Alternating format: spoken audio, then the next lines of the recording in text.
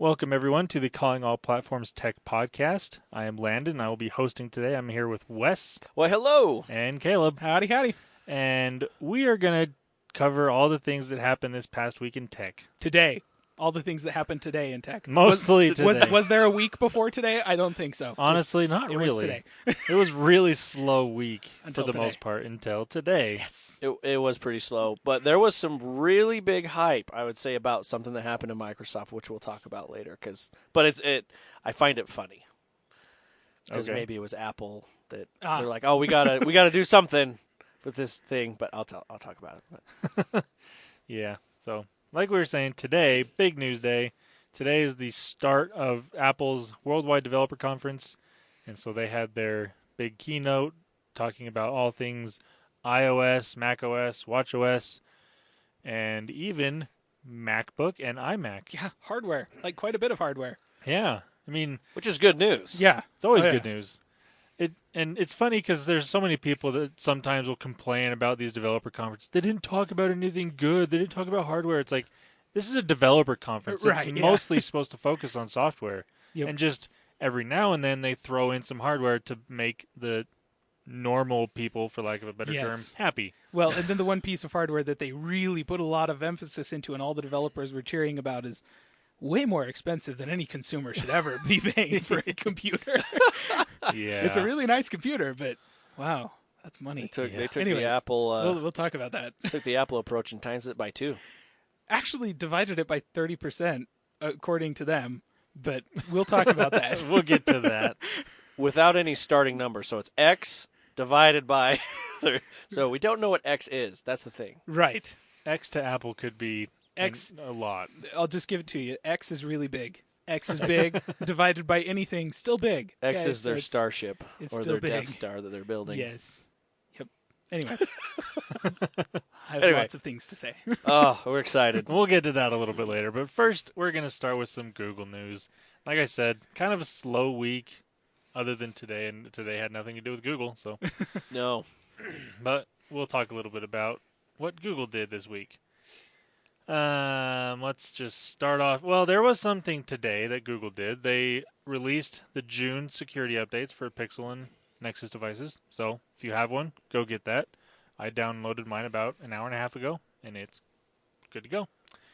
And speaking of updates, I mentioned a week or two ago that I updated my phone to the Android O developer preview. Yesterday, I reverted back to Nougat for a couple of reasons. Mainly because there's one feature that I use on my phone every single day that was not working quite right. And this is to be expected because it's a developer preview. They warn you that it's going to have bugs, and it always does. But this one was something kind of a deal breaker for me. It was the reminders on my phone Yeah. Yeah. that I use every day didn't give me notifications.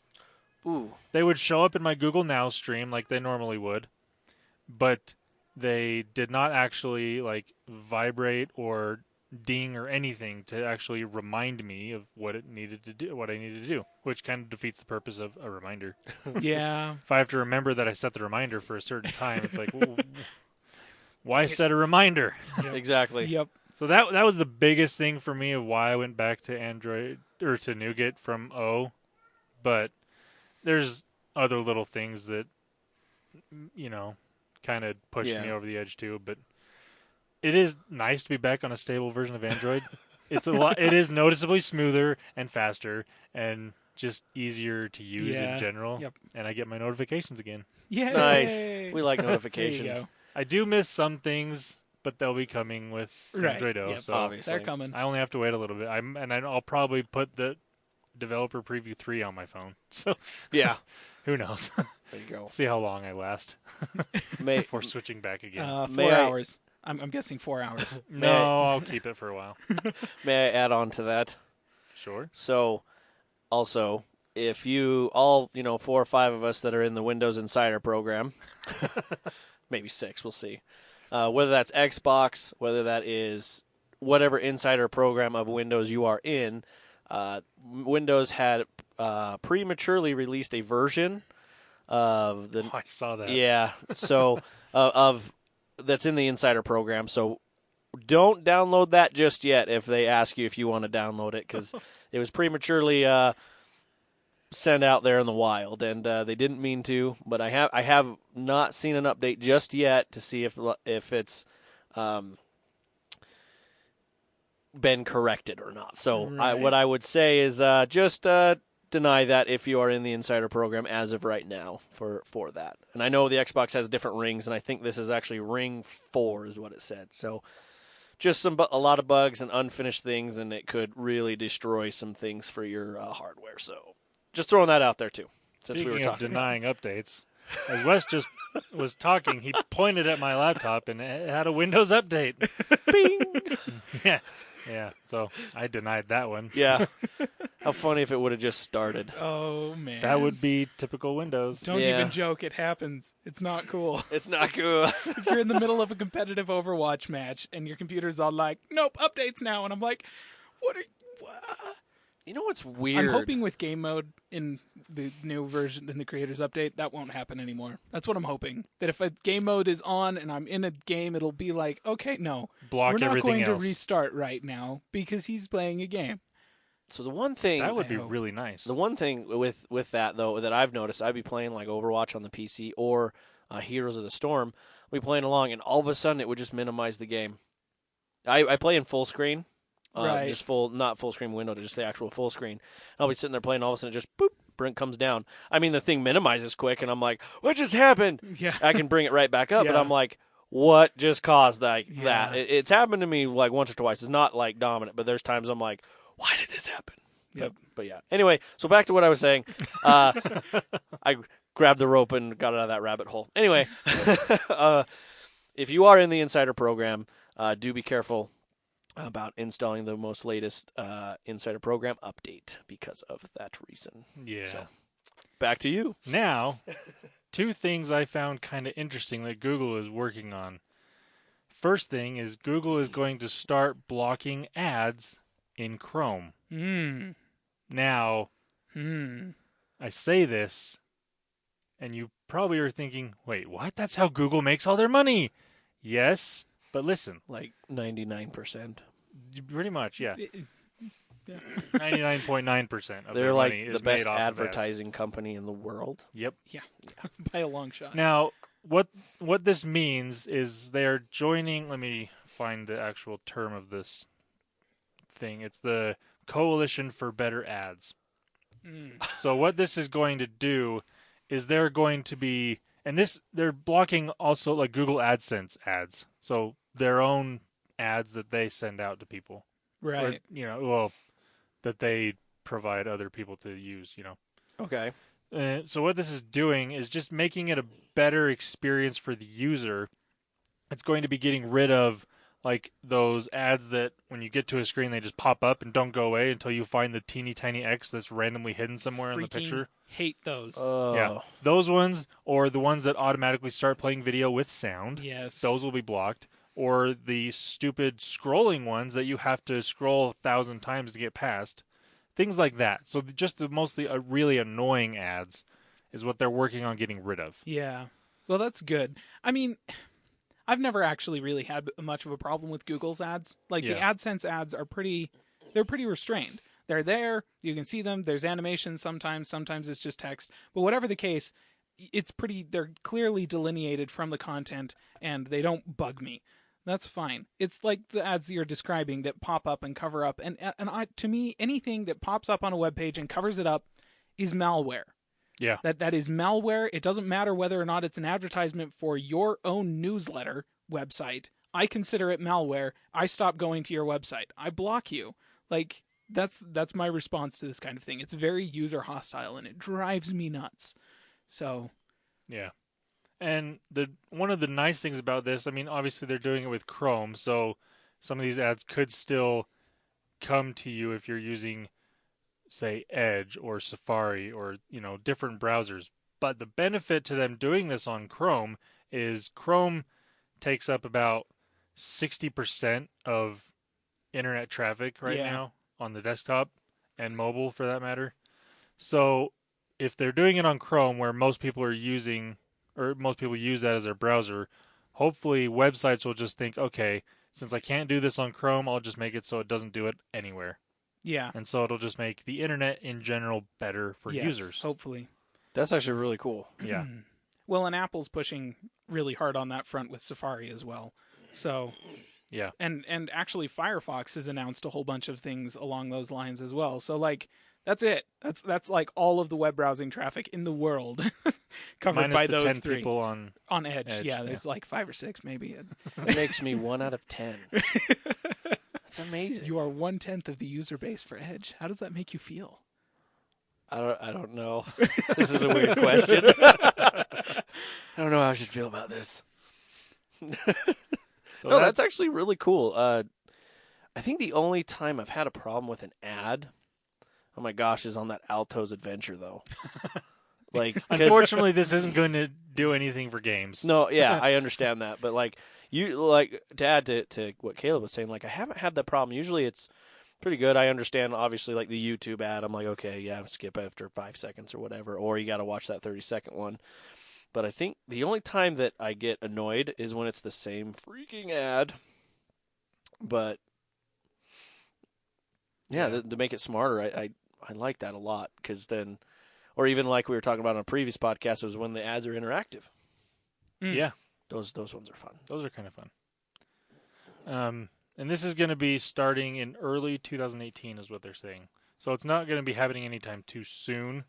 But, I mean, obviously this is going to take a lot of work and a lot of behind-the-scenes stuff for Google to implement and get websites on board with it. Right. So just in a nutshell, this, when they start rolling this out and getting the data, obviously, what would we be expecting? Just a better experience on websites. I mean, there's obviously still going to be ads, but they're mostly going to be like the sidebar ads or like a small banner ad between articles or things like that. Cool. Again, just better for the user. Yeah, something across the top of the page, stuff in the sidebar, occasionally between articles, that kind of thing. Like, you'll still see the ads. They'll still be there. Yeah, they've got to be there. They won't be popping up crap. They won't be playing videos at you. They won't be... Oh, gosh. Are they going to get rid of the ones that, like, pop up an ad when you scroll over a word on the page? I would hope so. I know. Because they look like a link. Yes. At and first. So you scroll over it and ad! Yeah. And if you accidentally click on it, it takes you somewhere else, like, that's being advertised. It has nothing to do with the word you clicked on. Yep. And if you have a slow touchscreen computer, you could accidentally click on things. Oh, yeah. From scrolling. Oh, yeah. Oh, my goodness. I feel you have experience with this. I was using my old, what is it? There's a Asus Transformer tablet, what we had, and it's just old is what it is. It's just old hardware, and trying to use the browser, going through something I was looking at. And you know how you would put your finger on it, and as you're reading, you'd scroll up? Yeah. Well, as I was doing that, it froze for a second, and then came back and thought I touched the link or the ad or whatever. I'm like, no, and then it takes forever to load the ad, so then I have to go back, and so. I have something to talk about with that. This has nothing to do with advertisements or even old hardware, because this is the problem on my phone, and this is obviously new, really good hardware. Facebook.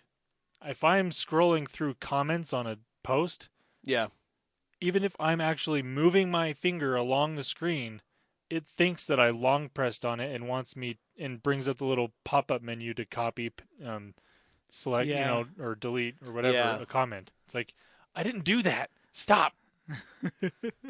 So Facebook, please fix that. It's annoying. Yes. Along with all of the other annoying things that your app does. Yeah, there's a lot. But that's really annoying. Yeah. Anyways, back to Google. Another thing they're doing with ads, and this is to benefit both the user and the website admins and stuff. This is now live as of today, I believe. They're launching a thing called funding choices. And what this is, it's kind of, I don't know if you have ever heard about this, it's Google Contributor. It's basically that. And this was from a couple years ago. They made it so people could pay money to like a website if they wanted to help support that website. But now they're doing it so you can get rid of ads on that website. So you can pay them a monthly, however much you want, kind of like how Patreon works. Mm-hmm. If you want to support someone, you can, pay them that way. Right. So you can do this to help pay basically help pay for those ads, like replace the payment they would get for Right. the ads. So if you don't want to see ads on websites that you go to all the time, and you want to just help out that website financially, you can pay them, and you will no longer have ads on that website. Yeah, that's actually pretty similar to what the Brave browser does, which they just have a network of they block all advertisements and replace them with approved advertisements from their network so that they can control the quality of the ads, and then they have certain websites that are on board so that you can do that thing, which I mean obviously Brave has fewer users than Edge does by probably a long shot, so obviously it being in Chrome is a much bigger deal, but Yeah. it's a cool thing. Like I've heard about that, and I'm like, I would love to see that get some widespread adoption because it's a good idea. I'd much rather just say, you know what, I don't want to see ads on this particular website that I'm at all the time, but I do want to support the website, so I'm gonna pay them $5 a month or something like that. That is awesome. That's Yeah. So this, I'm reading this article right now. Let's see. So it's live, like I said, and let's see. They're showing. I'll just read this. According to the sign-up page, each page without ads that you view on a site costs a small amount, with publishers apparently able to change the price. And it says most of them seem to use a penny per page right now. So assuming a penny per page, $1 gets you 100 pages without ads. And Google is offering a $5 pass to start out with. So you pay $5, you can go to that page 500 times Yeah. and not see ads. Nice. gosh, that's so worth it. At least that's the base price, obviously. Like, Right. yeah, that's awesome. Yeah, it really is. Like, especially for websites you go to all the time. Now, granted, the website administrators have to set this up. Right. So, and it'll, from what I understand, it will ask you, or there will be something there to let you know that this is an option if you want to do that. So that's makes it a little more convenient for us to know that it's there rather than just hope that it might be and try to find it. No, it'll let you know that it's there. Right. So That is actually just another way to try and help out developers and people that have websites and stuff and like consumers. that. And consumers, because Like- you're getting rid of ads Yeah. for cheap. Exactly. And you know, in this generation, that's what it is. Ads that's what it is. They just create money, or you pay them. And then most times, and me coming from saying this as playing like games and stuff, like I will seriously, if I like the game, I will purchase it right outright just to not have the ads, because they always have that Yeah. free version or whatnot. And Yep. ads drive me nuts. Yeah. So yeah, So I think it's worth it. But I'm a Edge user, so I probably don't get much say. I get Yeah. 1/10. yeah, I would assume it doesn't specify, but I would assume it's in Chrome because you sign into Chrome, it knows that you're doing this. Yeah. I mean, it might be able to work on other browsers if you can sign into the browser somehow, and Google would know that. I don't know for sure, but you know, Well, and Google may release an API to make it so that the Yeah. devs of the other browsers can use this exact same and system. that would be really nice. And again, considering Chrome is the highest used browser, Yeah. it makes Yeah, sense that it yeah. would only be on Chrome for now. But yeah, hopefully they will release an API to make Yep. it available for everyone. Google has a lot of ability to affect change on the internet. Yeah, and this would be pretty easy great. for Considering them. they basically own the internet. Yeah, seriously. Yes. Over times a million. Yeah. X. Right. X. No, So- Google is coming up with different acronyms. Google's G for Yeah. Google. G1. Anyways, hey, that was a good phone. Aha, I knew it'd spark something for Yeah, you. anyways. I wanted that phone. I never got it, though. My The brother original had it. It was pretty Android cool. phone. The HTC G1. That was called Had the a Google scroll phone, ball, wasn't it? basically. Yeah, the Everyone Google phone. referred to it as the Google phone because it was the first phone with Yeah. Android. Yeah, I wanted that really, really bad. And everywhere you saw that little Android robot. Everywhere. And I don't see him as much anymore. It's like true. I see him like his head, but not like Yeah. Any- Kind of poking around Yeah. something and Yeah. doing the peace sign. yeah, peace sign. Anyways, so that's all the Google news I had for this week. Took longer than I thought Sorry. to talk about. No, Ra- that's rabbit that's holes. fine. It's what we do.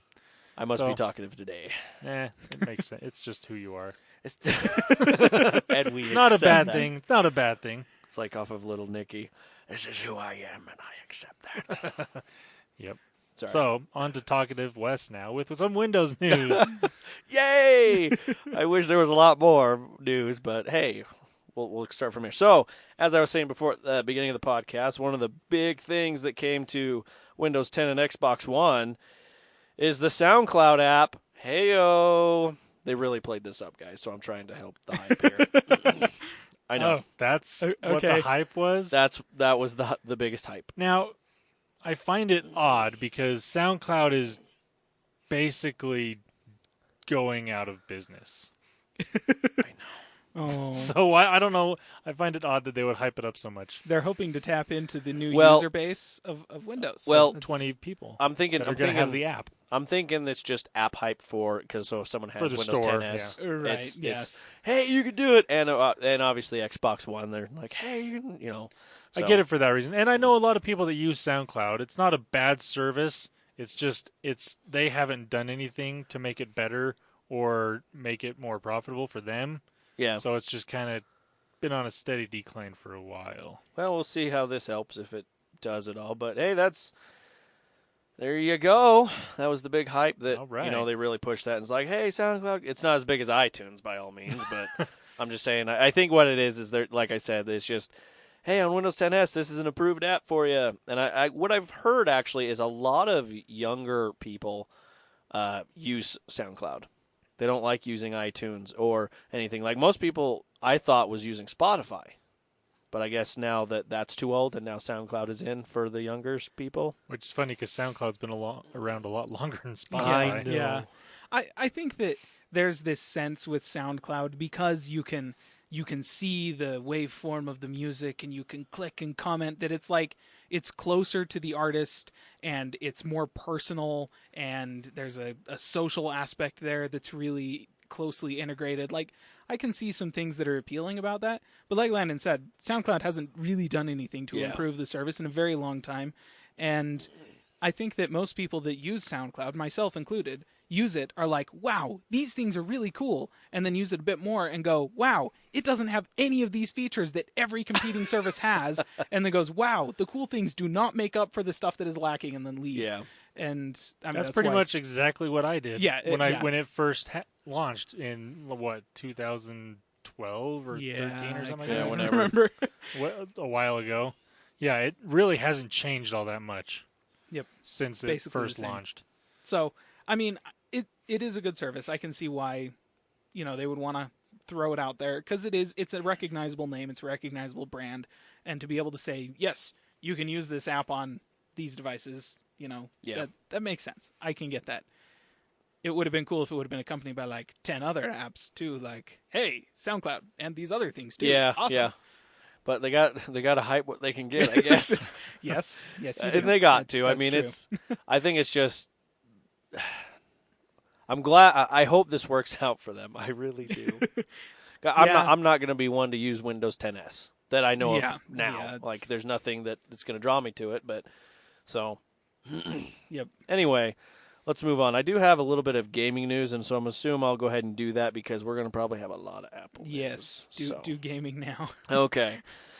So it is the beginning of the month, so all the Xbox Live users, go ahead and get your games with gold. I did mention this before, but I'll go ahead and mention it again, that you can get your games this month, which is Speedrunner, and we had talked about that last week. And I actually went ahead and was messing with it, and yeah, this thing is fast-paced, and it's to really screw up the other person. Oh yeah, This is called Couch Co-op Fist Fight right here. Yes. Like, it's awesome. you really can screw other people. Like, you get... It's awesome. It the is old, fun. Get the old GoldenEye 64 crew back together. Yep. And play this game and kill each other. It'll be fun. That's Just exactly like what old it is. times. Yep. So that's the first one you can get. Obviously, for the second half of the month, you can get Watch Dogs, which I hear is okay. So Yeah. And then Assassin's Creed you can get for the Xbox 360, and also it is the backwards compatibility, which I've heard lots of people had liked this one. I mean, a lot of people like Assassin's Creed, so It's true. Yeah. I'm Everyone's all like, "Yeah, Assassin's Creed. I play all of them." Yeah. And I'm like, regardless of whether they're good or not? Okay. Okay. I'm not sure I can trust your opinion. All right. And then, of course, the later half, you'll get the Dragon Age, the original, which is awesome, and I can vouch for that. It's a fun game. And, of course, the third thing you can get is the DLC, the free DLC multiplayer pack for, excuse me, it is for the Phantom, I can't read it here. The Menace? I was gonna say Phantom Menace, but I was like, Please no. I don't think that's what that is. Can you play as Jar Jar as a character? Do we need to go down this rabbit hole? No. I mean, it's Phantom Dust. Okay. Sorry. Phantom It's Dust. the DLC. It's the multiplayer Actually, pack for Phantom Dust. Right, first, before we go on, Here it goes. Hold on. I got to tie a rope around you so I can pull you right back out. Here we go. This is just a Star Wars thing. Yesterday, I was sitting outside, and I heard in the distance what sounded very similar to the Sand People on Star Wars. It was a little higher pitched. Yeah, that.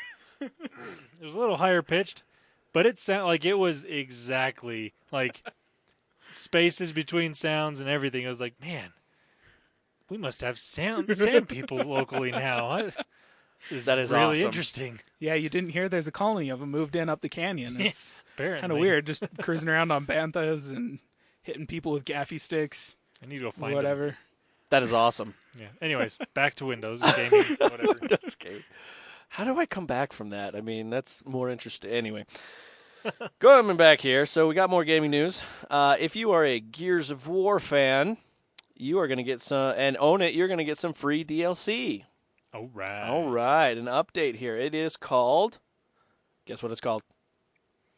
Gears of War DLC Pack 3. No, it's called Rise of the Horde. So, I was close. it's a pretty big DLC. They're basically adding some more features, some more monsters. One big thing is the Horde game mode. It can get harder now, so it can go past insane mode. Oh, good. Yeah, oh good. Evidently, people were having too easy a time with it or Yeah, something. So Okay. there's 2 levels past that you can go to. Fun. What are they called? Hold on, I had it here, but I'll go back to it once I find it. Stupid insane. Stupid insane. And you're dead? I don't know. I'll show you. But you can play this both the insane times 2 or 3 mode on both campaign and horde mode. So that's an option. So horde mode will also have 15 new horde skills. So in Gears of War, you can add certain skills to your class to give you different types of perks, and you can level those skills to level 6 now instead of just the 5. So you have another to upgrade each skill further. You'll have better loot drops. They do have some tuning changes and new, obviously, like I said, the new difficulty levels. So, like one of the class specialized that you can do as a scout is you can actually turn invisible and go pick up all the little not power up, the power for your fibrillator on there. Did you ever play? Nope. Nope. I've looked at it multiple times. I've gone I've even opened up the Windows Live Store and gone, oh, Gears of War 4. And then haven't bought it. It's horde mode is worth it. It's fun. That's what I've heard, and that's It the is reason fun. I've almost bought it. It's great. Anyway, so then it also this update will also bring a new reward system for defeating bosses. Each boss wave you defeat at wave 30, 40, and 50 will drop singular random horde skills. So before you didn't really get anything, you just got experience. But now you can actually get a skill, say like a skill that you hadn't had, or an upgrade. So what happens is when you get a skill, to upgrade the skill, you had to get the same skill 3 more times to turn it to upgrade it, and then get the same skill. And so it's like that. So you have that option of getting that. So I guess what had happened is people would get to like wave 20 and then quit. Right. So like, how do we incentivize this? Well, each boss kill at 30, 40, and 50, here you go. Which I did find when I'd hop on without friends, when I just do, random match people. That's what happened. They'd leave at 20. Yeah. So that's pretty cool. It also includes 5. Oh, I apologize. I was going to say 5 new horde skills, but that's what it is, and a bonus free horde expert pack for all season pass holders. So if you have a season pass, obviously this is free, but they're wanting to incentivize and be like, hey, you bought the season pass and you still haven't gotten anything worth anything because most of everything's been free for everybody. I'm going to give you something. Here's so the here thing. you go. Yay. And yes, I did get that because I got the Ultimate Edition, pre-ordered it, and yay! So I got that. So Worth it. okay, so it says right here, Microsoft is introducing 2 new difficulty levels. In Horde mode, a new inconceivable level is even harder than insane. I'm just waiting for the memes. You keep on using that word. I do not think you know. Right? Do not think it means what you think it means. Inconceivable. That's how I'm going to say it every time. You guys want to play Inconceivable. Inconceivable. And then in the campaign, it's called Iron Man, which means you just have less weapons and crate drops for ammo. What about a suit? And worse still, if you die even once, the game ends. Wow. So it's basically roguelike mode. It's really hard, and then if you die, you're dead. Have fun. Start over. You know what was actually really fun with that was actually playing Doom on that. They had their the newest Doom. Yeah. So they, obviously they had the ultra violence, but then they had like, I'm trying to remember what the name was, but it was like ridiculously stupid with ultra violence. But what would happen is you'd play all the way through the campaign, and if you died once, you were done. But what was really fun to see was when you go in, it would show other players of where they died. It would show their helmet, and then it would say their name, what they died from, and when. So you'd see like an exploding barrel and then 50 different helmets over there.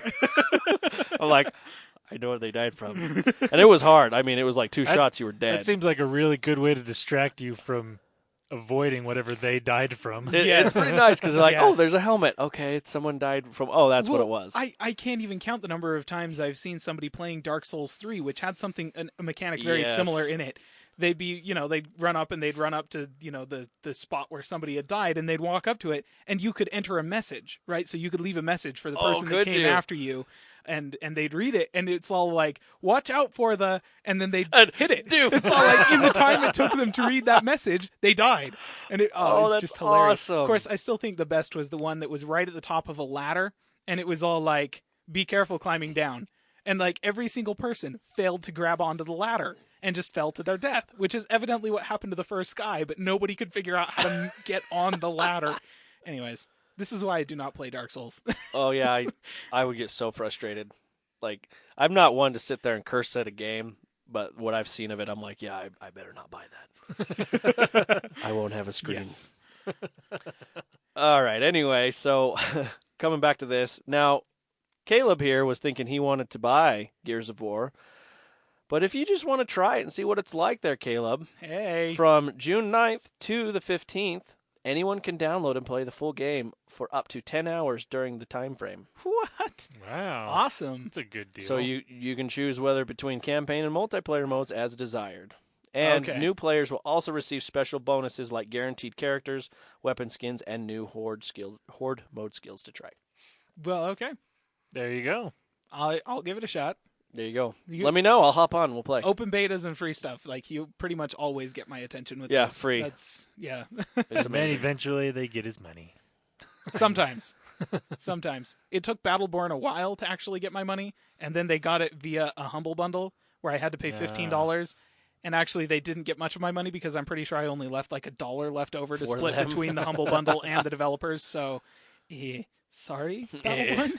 And there was like 5 other games in there too. So that $1 got split in half, and then 50 cents of it went to like the 6 developers. And yeah, Gearbox got like none of my money for Battleborn. Like, wow.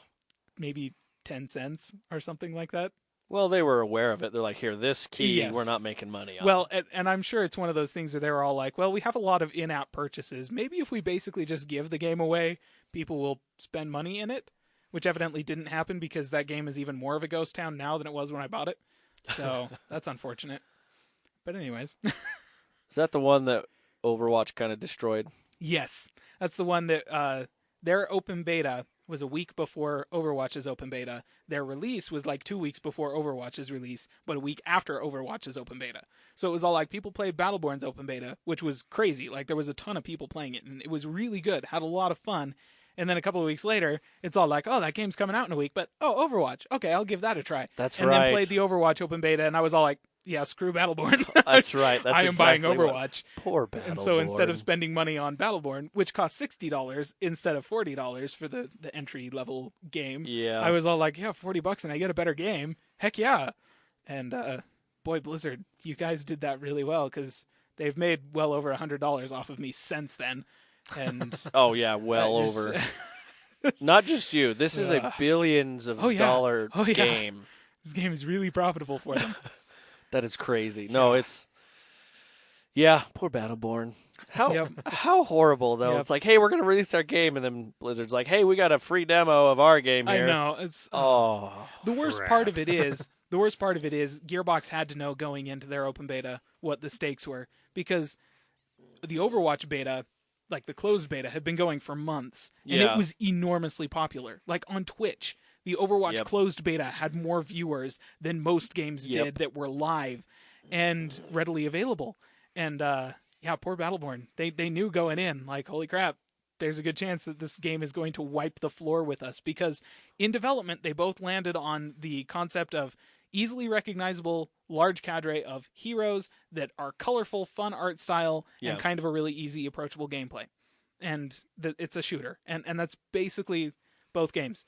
And those attract the same type of people. And those people, unfortunately, don't have an unlimited amount of money. So I felt bad because there was like the second or third week that Battleborn was out, it was already half off. I know. It's like, they hey, were already go. putting sales on it. Within like a month and a half, it was sale for 50% off. And then it was like 4 months later, it was on the Humble Bundle. And then like months after that, it was like 80% off on the Humble Store or something like that. And I was just like, these poor guys. Ouch. Because it is a good game.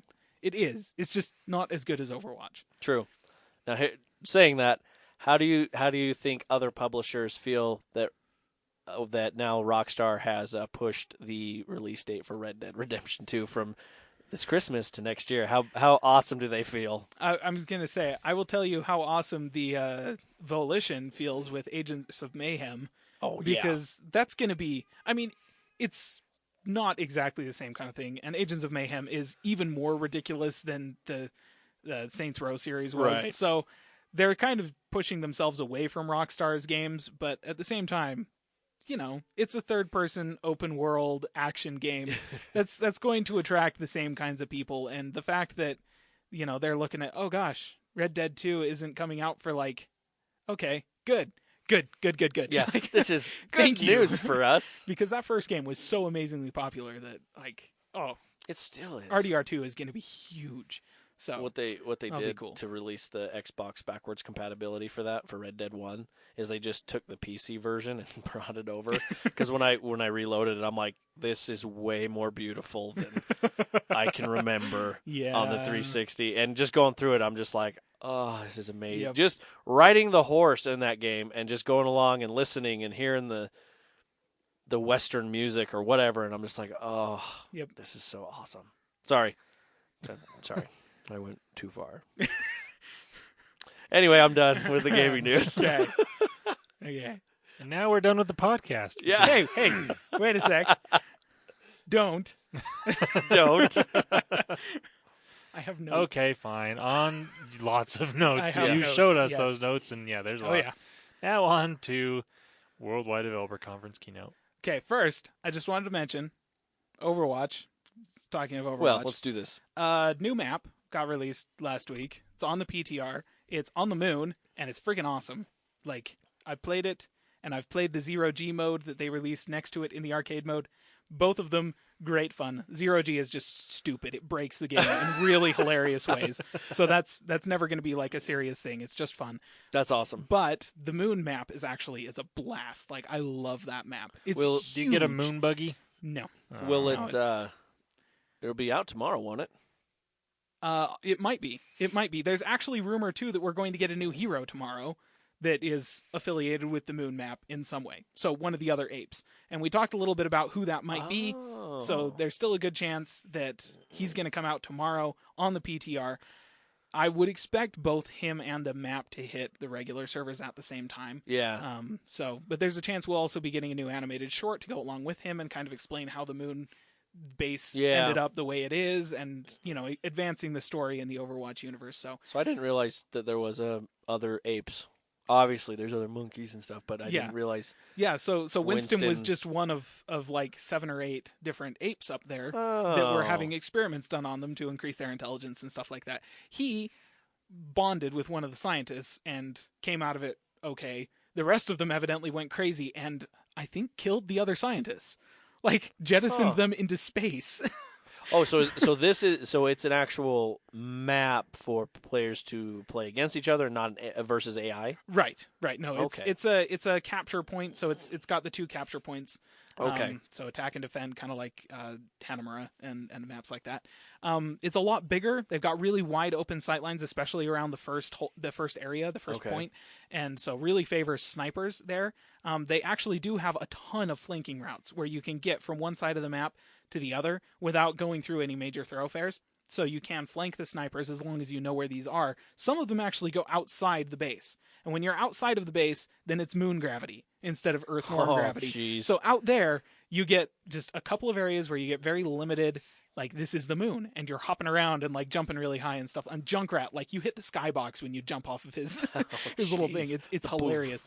But yeah, like it's a really cool map. I really like some of the gameplay that they've introduced there. I'm really excited to see this new hero because the rumor is it's going to be a support hero, and there's a good chance that we could be seeing him on the PTR tomorrow, along with potentially a short to announce him.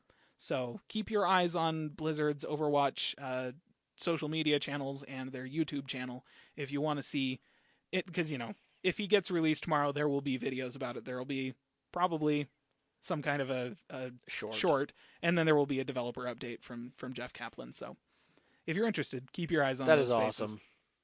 That is awesome. I wonder what kind of support. Yeah, I think probably more like a Symmetra support than the healers. Yeah, more shielding and stuff like that than healers.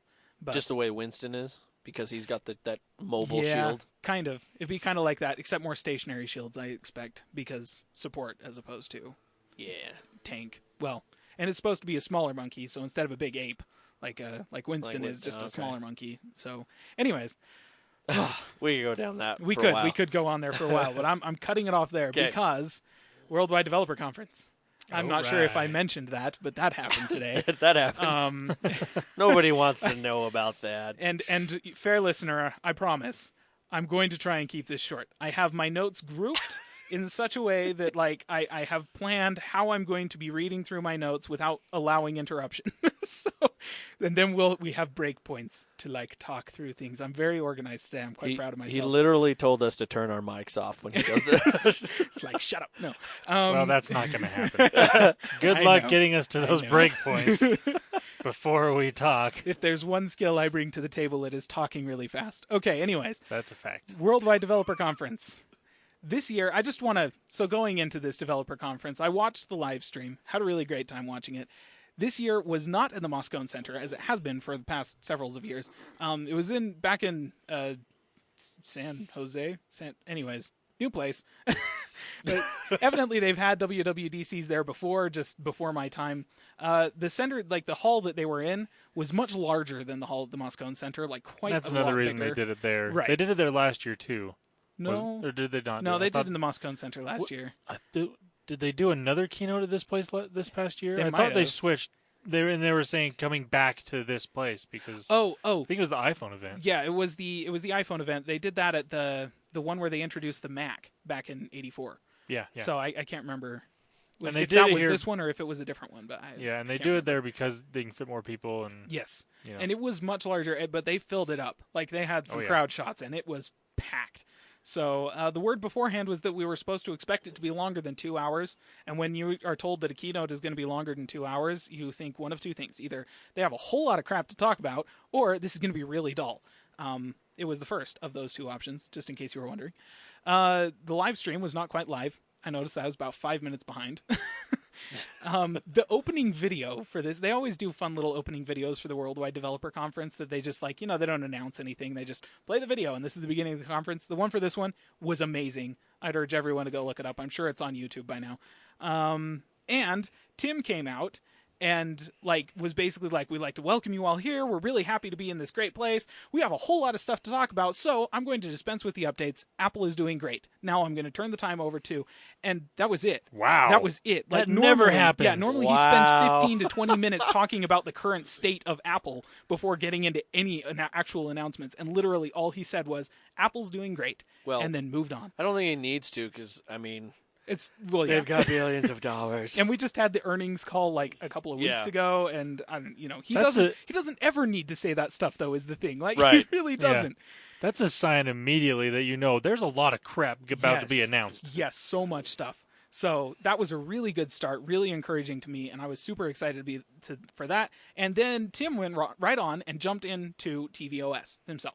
So tvOS, Amazon Prime Video is going to be coming to tvOS and is going to be integrated into the TV app sometime in the next couple of months. That was something that was rumored for a while ago. Yeah, it was rumored going into the event, and it'll be nice to have. True. Yep. If you have Amazon Prime Video and an Apple TV, rejoice. Yay. That's it for tvOS.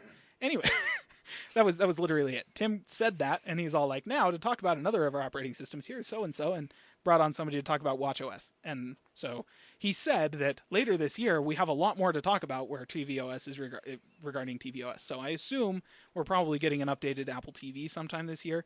Hopefully and then we'll be 4K. getting... Right. And then we'll probably be getting improvements for tvOS at that point. I kind of expect that to be the iPhone event. Yeah, that's probably what I'm expecting. So watchOS, I'm going to kind of just hammer through watchOS because there weren't that many changes and I don't really care. No, I'm just, it will be nice for the people who care. So they have some new watch faces and complications. Siri watch face is actually basically just bringing the machine learning stuff that Siri does in the notification center on your iPhone and your iPad to the watch, which is cool. They also introduced some new Toy Story watch faces, which actually looked pretty fun, like animated watch faces of Woody and Buzz and Jessie and stuff. So that's pretty cool. And then they'd spend a lot of time talking about fitness stuff, because fitness is by far the biggest thing that the watch gets used for. So there's been improvements to the coaching and activity stuff, and that's basically the biggest reason people are using the watch. They're adding the ability to connect the watch to smart gym equipment.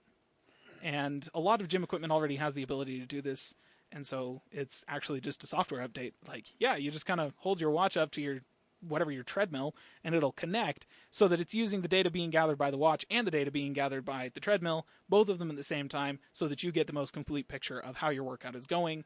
Mm-hmm. So that's pretty cool. It's actually a really cool feature, I think. Yeah. Because, like there's a lot of apps like this that you can input what you did for 30 minutes. Like, I rode a bike for 30 minutes, or I did this for 20 minutes, or, such and such. But, like, doing it this way actually gives much, much better data. Yeah, just way better to have the bike tell you. And a lot of these devices have more accurate heart rate sensors and things like that built into them than what a smartwatch has. Or if it doesn't have a heart rate sensor, then your watch grabs your heart rate and is going to be using that in to get a better calculation as to how many calories you're burning and that kind of thing, so that you get better data, which is really good. If you're working really hard to try and reach some kind of physical goal, having good data is one of the biggest things you can do to try and reach those goals. So that's really important. They actually also introduced the ability to create Bluetooth connections directly to the watch, instead of having to go through your phone.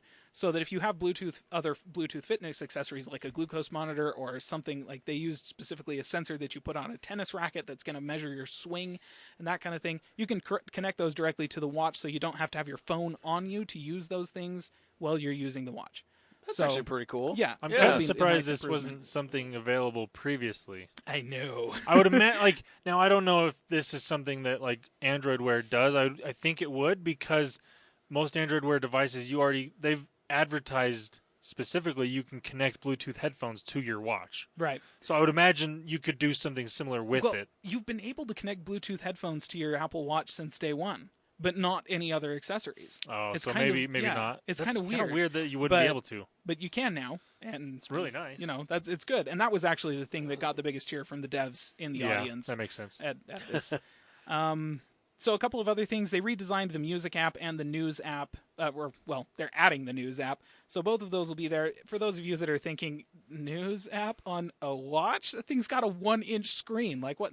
Okay, it's for browsing headlines and then saving articles so that you can read them later on your phone. That's that's what it's for. So they've added that, redesigned the Music app. Supposed to be a lot easier to use now. And they did a lot of stuff, like just kind of minor tweaks to the interface to improve the usability and that sort of thing. So if you have an Apple Watch and you are interested to see what's coming, you can go to their website and look at some of the stuff that they introduced with watchOS 4. It actually looks pretty nice. Like, they've made some good, sensible changes, and I feel like it's definitely going to improve the usability for people that are using the thing.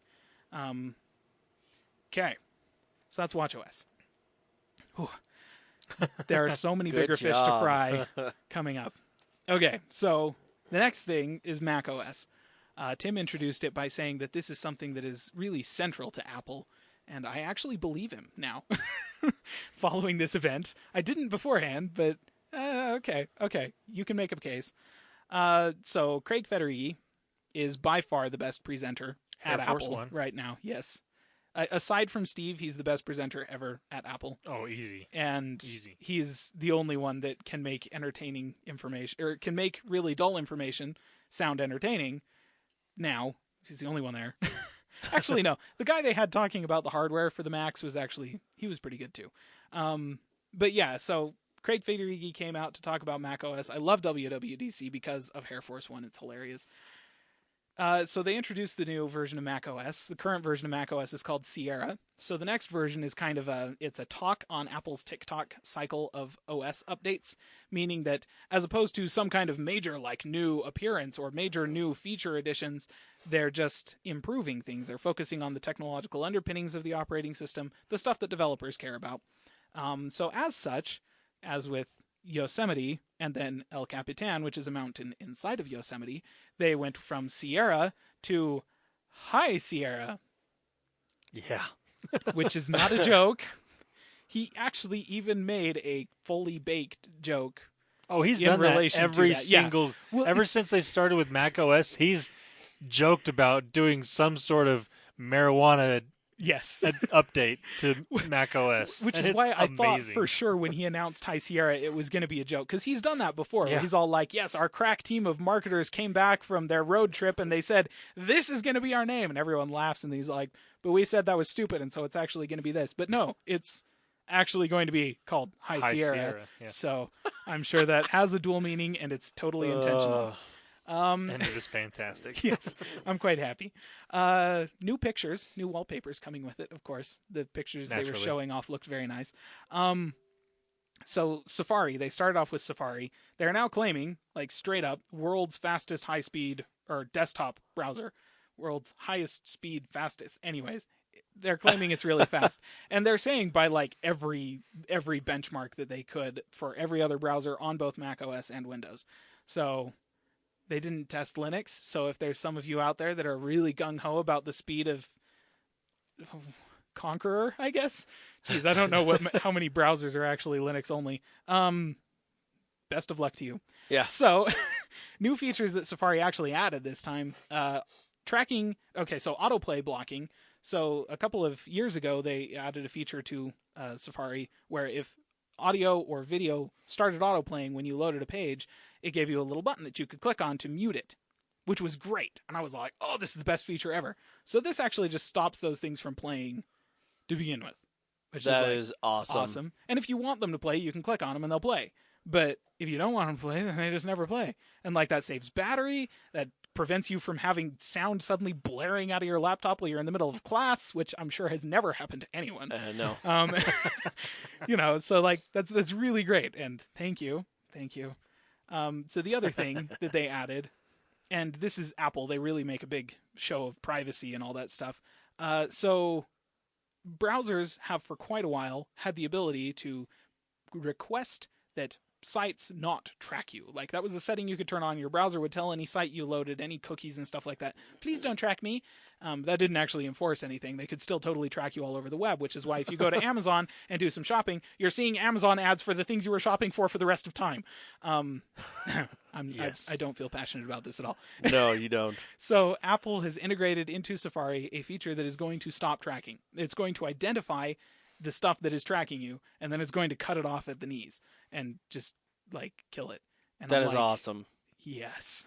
Now, is this something that's on by default, or do you have to turn it on? They didn't actually say. Because I know you'll in have to turn Chrome, it on. yeah, I know in Chrome you can do incognito mode, which is basically the same thing. Right. Yes. Well, incognito mode prevents them from storing cookies on your computer and stuff Right, like yeah. that. And, Safari has pretty much every browser has something similar that you turn on, and it prevents, and it doesn't track your history and yada, yada, Right, yada. yeah. So what this is going to do is it's not going to prevent cookies from being stored. So if a site is storing a cookie so that you can save your login information or something like that, it will allow that. It will still allow the use of cookies and the storing of cookies and all of that stuff. It will still track your history and whatnot, your search history, all that stuff. Still there. It's just once it detects that something is tracking you using those cookies, it's not necessarily going to even delete the cookie. It's just going to prevent the tracking from happening. Oh, okay, yeah. So it's kind of just getting in there in the middle, which is nice because, cookies can be used for really nice things. I like cookies. They're delicious and warm. And the biggest question I have, why are they called cookies? yeah, I still don't know that. I'm kind of a browser nut. No clue. No idea. Dang it. But I was really hoping someone would know. well, someday somebody probably. If anybody will out there figure that listening knows, please let us know, because I really want to know. I should just Google it. You should. Yeah. Okay, so other features in High Sierra. Mail now uses Spotlight for searches instead of its own built-in search thing. Finally! Okay, moving on. Photos. That's one of my biggest complaints about Mail, but thankfully they're fixing it. Photos, they've added new editing tools and filters and stuff. It's actually a lot of stuff that they're bringing back that was lost when they moved away from iPhotos. So that's being added back in. Faces now, so that the software identifies, faces in your pictures, and you can tag them, and it will identify those people in all the pictures using machine learning, so you don't have to go through every picture and individually tag who is in that picture, which is a really nice time-saving feature. The one thing it doesn't do, sync across devices. Okay, except now it does, so that's nice. So that you can tag everybody on your Mac where you have an actual keyboard and a mouse, and then it will sync to your phone so that you can use those same faces, and it'll identify people on your phone using the same algorithms. Just huge time saver. So Now, that's coming. this is going... I have to laugh because it's something that Google has done. And I'm not saying they're copying Google. I mean, it's a good feature. But I'm really interested to see how people react to this compared to how they reacted to Google doing it. The biggest difference, from what I understand, is that none of the actual face recognition happens in the cloud. Well, It's right, and all that's 100% exactly. on device. I mean, that's what Apple always does. It's just Right. it's still the same thing. Yes, it is. And that's the thing, is pretty much anything Apple does, Google can do, usually do it better, because they have servers. They have the cloud. They have the ability to leverage all of that power and a whole bunch more data to make it work really well. And they do that in the cloud.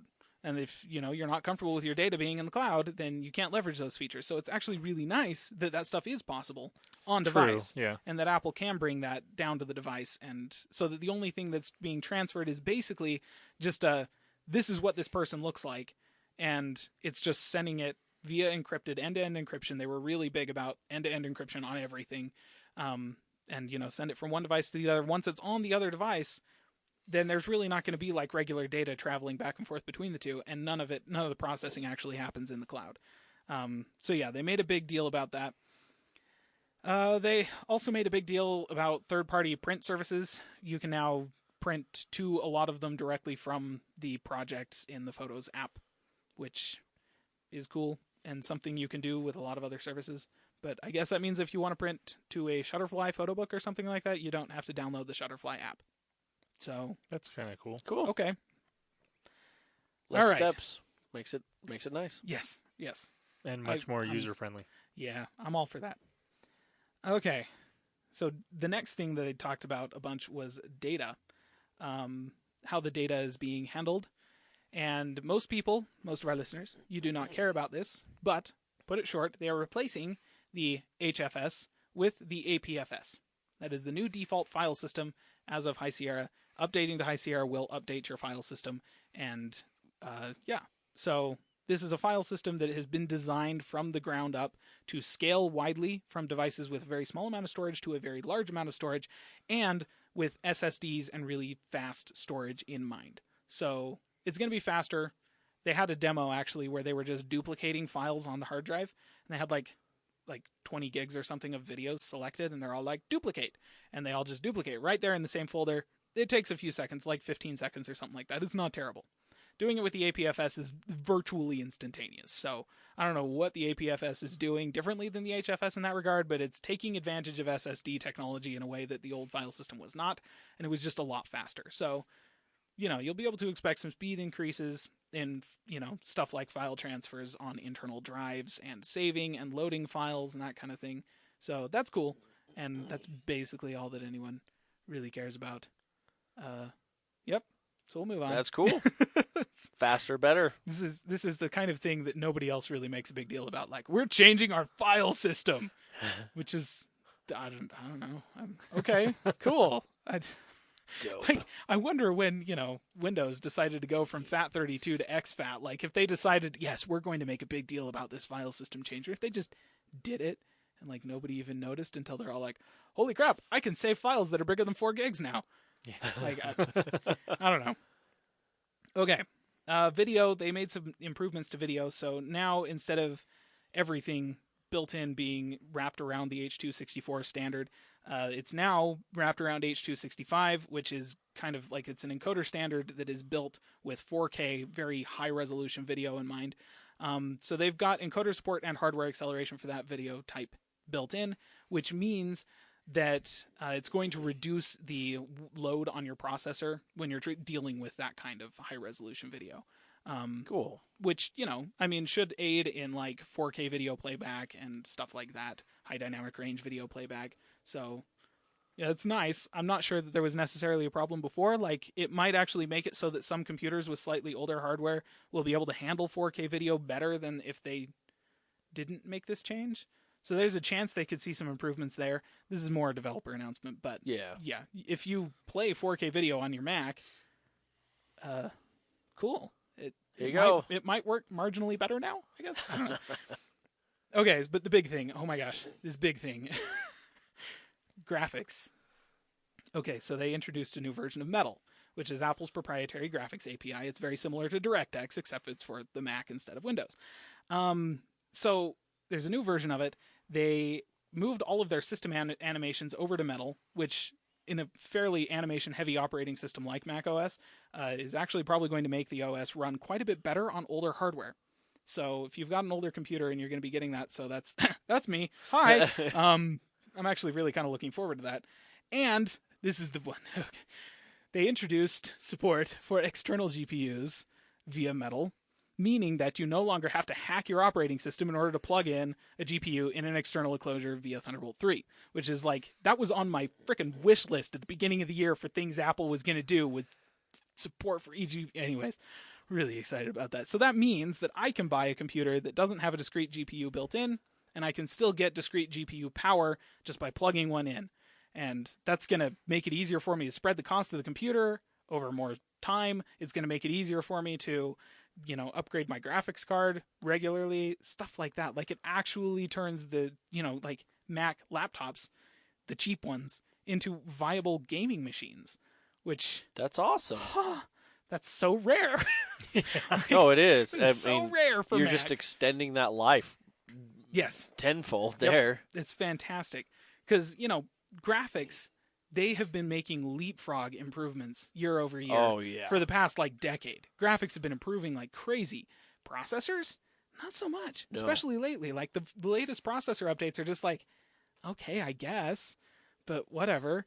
So, buy a processor now, the processor's still going to be fine in 5 to 6 years. Buy a graphics card now, no. Yeah. 2 weeks, you're done. Yeah, you got to replace that every year in some cases, depending on what your use case is. So having support for external GPUs baked into Mac OS is actually going to make their laptops a lot more appealing to professionals. Yes. So that's cool. And a lot more appealing to me, because I'm a professional, I guess. Just because. Yeah. The next thing that they announced for graphics was VR for Metal, like VR support in Metal, which is something that we have not had in Mac OS at all. I mean, most of the computers don't actually have the power to do it, but it sounds like they've done a lot with the Metal API to make it so that it works really well with VR. And they announced support for Steam VR and then the Unity and Unreal engines in VR. So those are the people they're working with. That is a lot of the VR gaming landscape in particular. Yes. So that's a That's a big deal. That's cool. That's really good news. Yeah. I mean, obviously they're wanting. You have an older laptop or MacBook or whatever. You put this to put a new graphics card in. Boom, there's your VR. Exactly. If you want something better, I mean. Yep. Wow, this is pretty cool. Yeah. So getting a VR ready Mac is now just as simple as, well, okay. You have to buy a Mac that has Thunderbolt 3. So if you already have a Mac that has Thunderbolt 3, then you buy an external enclosure and a VR headset. There you go. You're done. The software is there. Or okay, it will be there. Yeah. Come this fall when this actually gets released. Or if you're a developer and you get it today.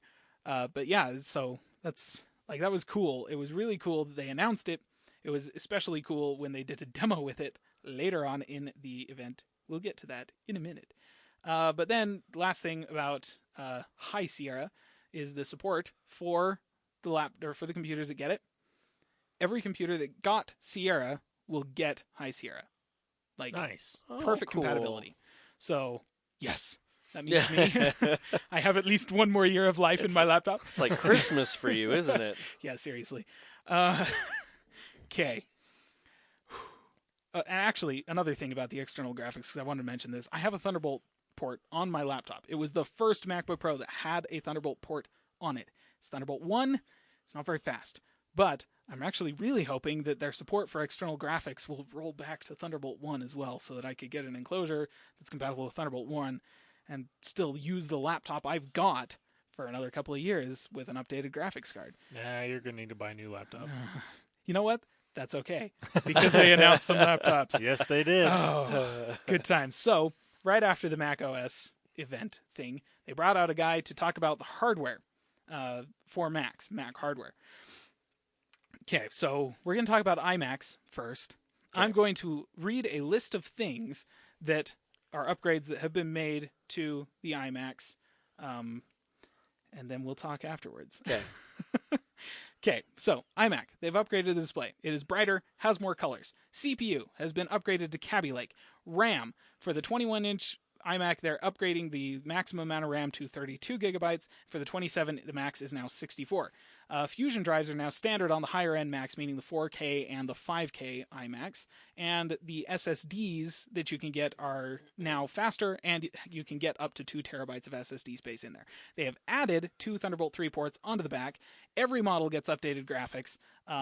So for the ones that don't actually have a discrete graphics card, that just means that they get the upgraded graphics that came with the upgraded Kaby Lake. For the 4K iMac, they get Radeon Pro 555 and 560 with up to 4 gigs of RAM. And for the 5K, you get Radeon Pro 575, 75, or 580 with up to 8 gigs of RAM. So that's actually 5.5 teraflops, which is pretty similar to the 2013 Mac Pro at its top configuration. Like the highest end that cost holy crap, what is that? Close to $10,000. That thing had 6 teraflops of graphics computing. So the now highest configured 5K iMac, which will probably cost closer to $3,500 or something like that, way less than $10,000, now has similar graphics performance. And they did a demo with a 5K iMac from Industrial Light and Magic, LucasArts division. They did a VR demo for something that they've been working on, which is, I guess, it was kind of confusing exactly what the demo was of. It was of Star Wars stuff, so I guess that's why ILM was there. Star Wars. But they were showing off something that was being done in Unreal, native VR support from the operating system. They had a Vive hooked into the thing, and somebody that was doing, creating a scene in VR live on stage with an HTC Vive. And it was sick. It looked really good. The whole thing was being rendered live by the computer that she was standing next to, and it just looked really cool. And I was like, wow, this is what high-end Windows desktop users have been experiencing for the past year. So, or year and a half, 2 years, whatever. Anyways, so that's new awesome. iMacs. Woo! little beasts, aren't they? Yeah. Well, I think my favorite part too, they actually dropped the price of the entry-level 4K iMacs. It's now $1,300 instead of $1,500, what it was before. So they improved the specs, dropped the price on those ones, and I'm like, yes, please. It's funny because I was seriously considering for the past little while buying or building a really decent Windows PC, but now Yeah.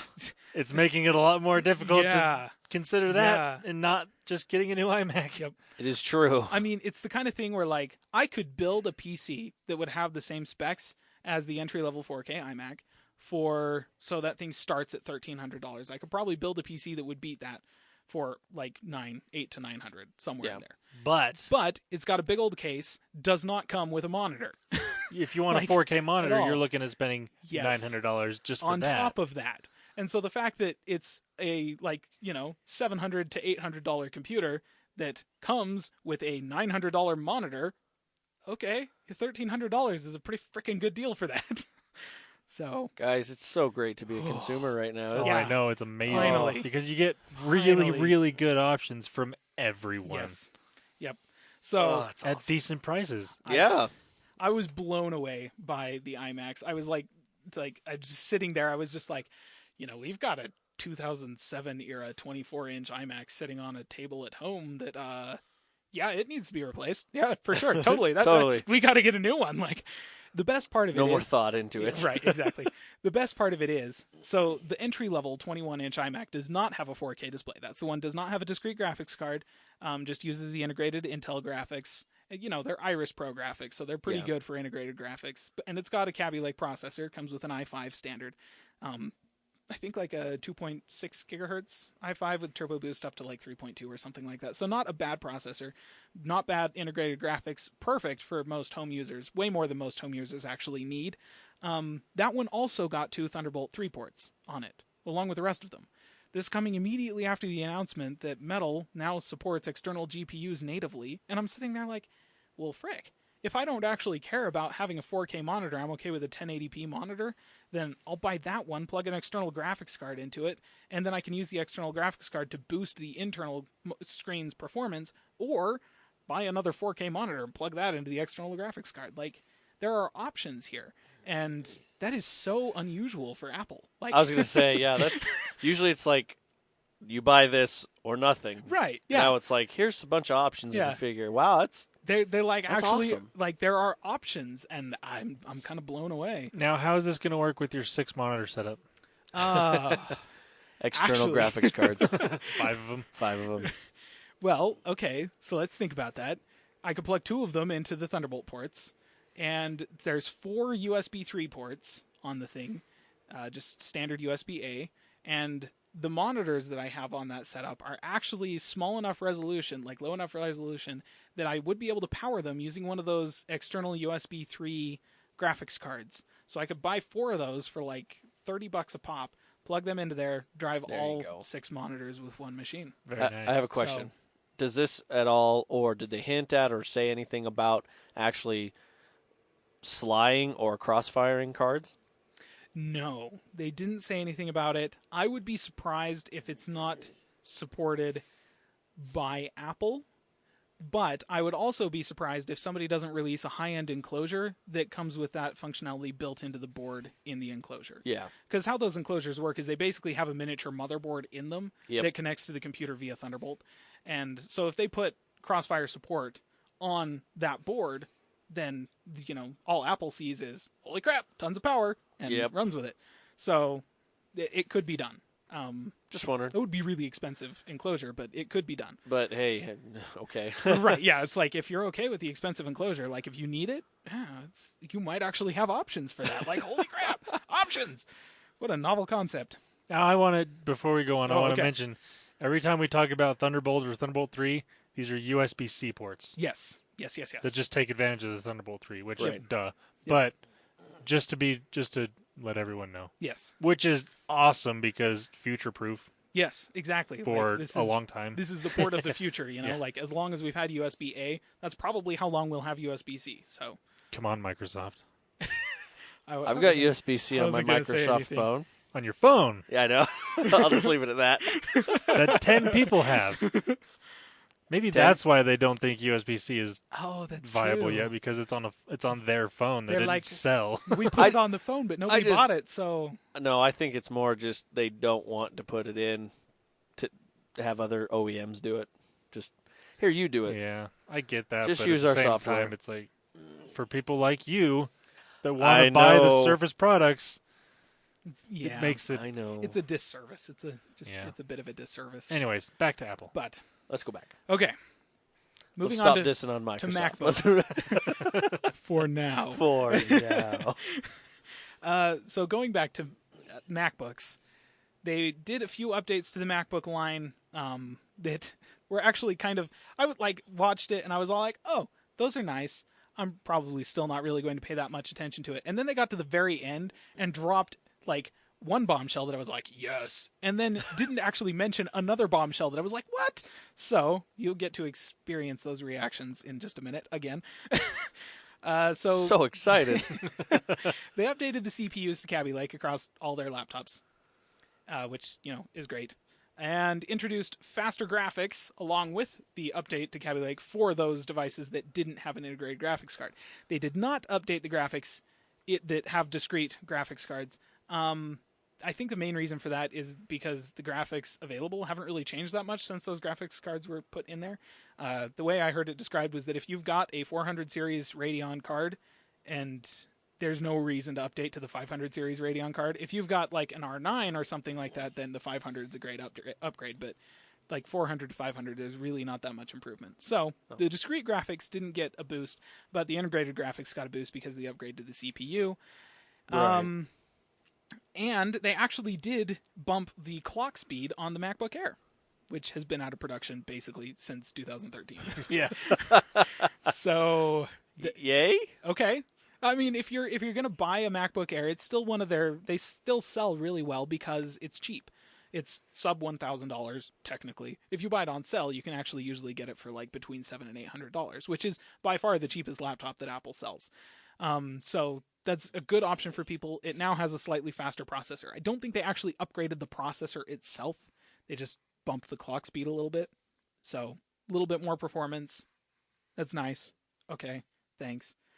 Then they announced that the 13-inch MacBook Pro now starts, instead of at like $1,499, now starts at $1,299, $1,300, which is the one without the touch bar, the 13-inch without the touch bar. But I was actually looking at the specs for this thing. That's what my MacBook Pro that I have now was when I got it. It started at $1,300. I got a processor bump when I bought the thing, and it bumped the price to $1,500. But I got a processor that, even by today's standards, is actually pretty decent. So I'm perfectly happy with that decision. And now I can do the exact same thing with the MacBook Pro. So immediately after going, yes, new iMac is in my future, I'm all like, yes, new MacBook Pro. Oh, crap. I don't have that much money. Then you realize how rich you are. Or not rich. Right. I was going for a glass half full there, Landon. I gotta bring it down a little bit. Don't spoil this for him. I mean, he's He spoiled it excited. himself. I'm sorry. The fact that either of those is an option, I'm lucky, and I know that. Yes, that is. Yeah. We'll go with that. Yes. But yeah, so that, like, great. I was like, boy, that is super awesome. Then, Caleb's wish list item number 2, they didn't even announce. I'm starting to question my own sanity because I've looked at the MacBook before. I've gone to the store. I have compared the specs of the thing to the MacBook Pro, and it's been M3, M5, M7. Those are the processors you can get in the MacBook. I went on today after the event to compare the specs of the new, because it's updated to Kaby Lake, and I'm like, oh, whatever, M series processors. So I'm like comparing that, and I'm like, okay, M3, i5. Wait, what? So you can now get the MacBook with an i5 and an i7.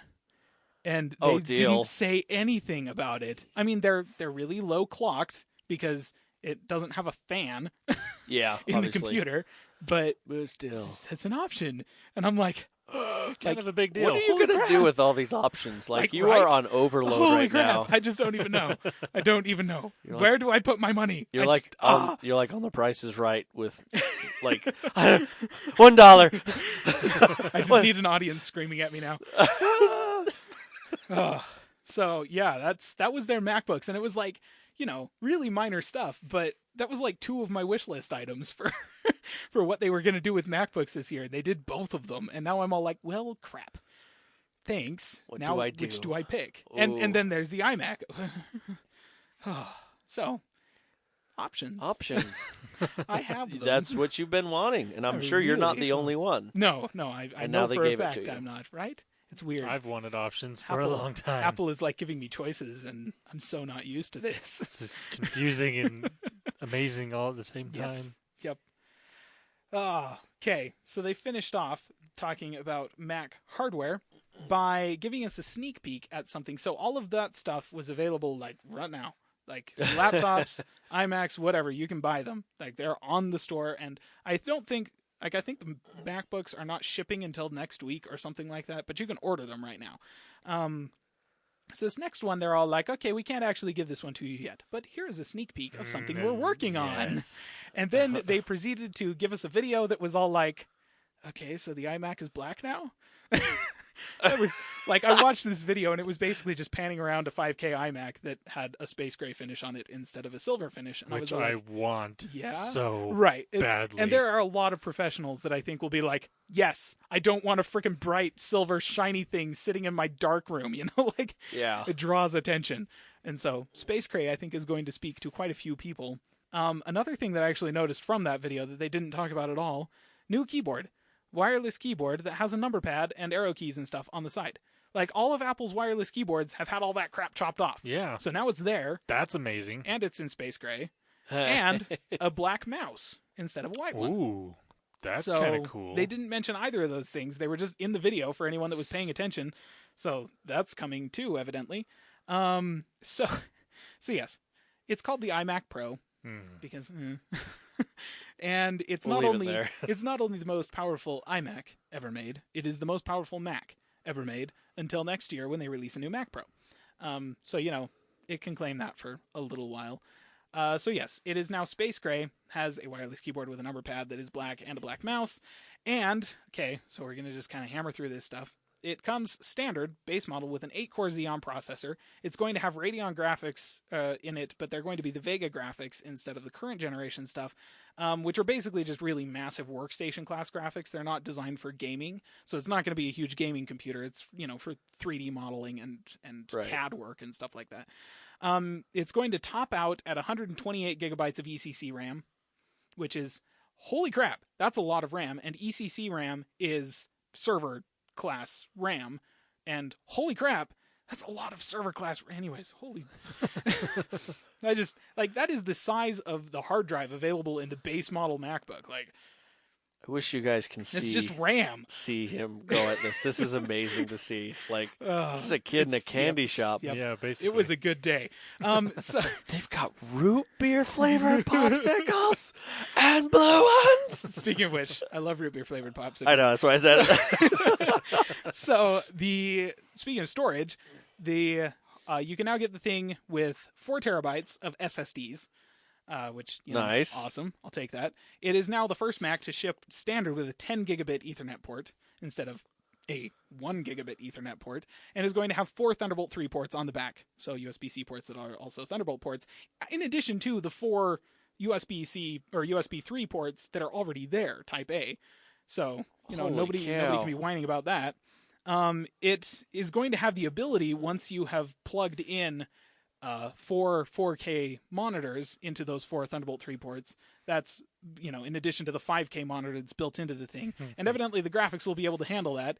They're saying that's 44 million pixels, which is that's a lot of pixels. FaceTime HD camera. They're finally putting an HD FaceTime camera on the front of the computer. It's only taken forever. I know. That's actually standard across all the computers that they announced at this event, but they announced it with the iMac Pro, and I was all like, seriously? It took you this long? And all it's doing is 1080p, not even 4K. Yeah, no. Okay, whatever. Have to make it right. So You got to realize the iPhone, when it came out, didn't have video. True. That's true. Didn't have a front-facing camera either. True. Okay, so this thing is coming in December. They said, I have not verified this, and I need to verify this because this is the kind of thing I care about, is the accuracy of these statements. They said, we went out into the world of professional service or professional workstation computers, and we looked at the prices, and if you were to build up a computer that spec'd similarly to the entry price of the iMac Pro, it would cost you about $7,000. So we are offering this computer for $5,000. And I'm like, that smacks of not being quite accurate to me. So there's a few things, though, that I'm sure some people are going to jump all over this and be like, no way, I could build one of those for like $1,500. And it's like, okay, first of all, you're using a gaming graphics card. Stop that. they are not the same thing as a server graphics card. They do things very differently from each other. Correct. So make sure you're putting a server graphics card in there. That means you're not looking at the 1080 Ti. You're looking at the Titan XP, okay? First of all, that's straight up, that is the card you have to look at. Maybe not just one.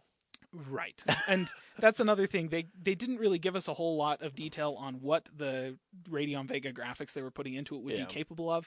But they were saying that under top configurations, up to 11 teraflops of power, of compute power from the graphics card, which is a lot. Like, that is... Okay, it's just a lot. So, yeah, you might need 2 Titan XPs to match that. I'm not sure. I'd have to look into it. I haven't looked into it yet. Didn't really have time because there was so much stuff going on. But, and then, another thing too is the 8-core Xeon. Make sure that you are actually speccing a motherboard that can handle an 8-core Xeon instead of saying, yeah, I've got a quad-core i7 in this puppy and it's just fine. It's, okay, yeah, but an 8-core Xeon is very different than a quad-core i7. I don't care if it's hyper-threaded. Yes. Like, it's not how processors work, so... take it with a grain of salt. I do suspect that you could probably build one of these things from scratch if you were doing it all yourself for, $5,000 or less. But you also get a best-in-class 5K display stacked on top of the thing, which is another like $1,500. And support. Right, and built-in support. The fact that you can take this to an Apple store within the first year for pretty much any reason, they'll give you a new one if it's broken. Yeah. So You don't get that with building it yourself. Right. So they say it's for pros. I'm not totally confident with that. There are a few things that kind of indicate to me they were definitely thinking about pros when they built it. From the renderings they showed, it looked like the RAM and SSDs would be upgradable. Did kind of look like you'd have to pull the screen off of the computer in order to do that, which is basically disassembling the machine. That's actually not as hard as some people think it is, but it can be kind of dicey, and it's not easy. So, there's that. I would love to see what some actual pros think about it. Because there are some pros I think that are going to be like, well, okay, give me the top spec one. I'm going to use that for 5 years, and then I'm just going to replace the whole thing anyways. And that's what they do with normal workstations that they can upgrade. Yeah. So the fact that they have an iMac that can do that comes with a 5K display in the bargain, all right, like maybe it's worth it to them. I don't know. I am not in that target audience by any stretch of the imagination. Right. That's the other big, really nice thing. Yeah, it's not a tower nice and a monitor. It's not just a tower like the Mac Pro. Yep. It's all in one. Yep. Yeah. And it's pretty. And it's space gray. Yeah. Now, does it come in the silver option? I doubt it. I really doubt it. But who knows? I know there's a lot of people that really like. I mean, I like the silver option. That space gray is beautiful. It's really yes, pretty. It is. I'm just really glad they didn't announce a gold version. Oh like, gosh! Holy crap! It's too much. It's too much. The 12-inch iPad is too much in gold. Just no. Okay, so last thing on that is they starts with an 8-core Xeon. Pretty standard for computers like that to go from a 8-core to a 10-core to a 12-core Xeon, which is what you'd expect from something like this.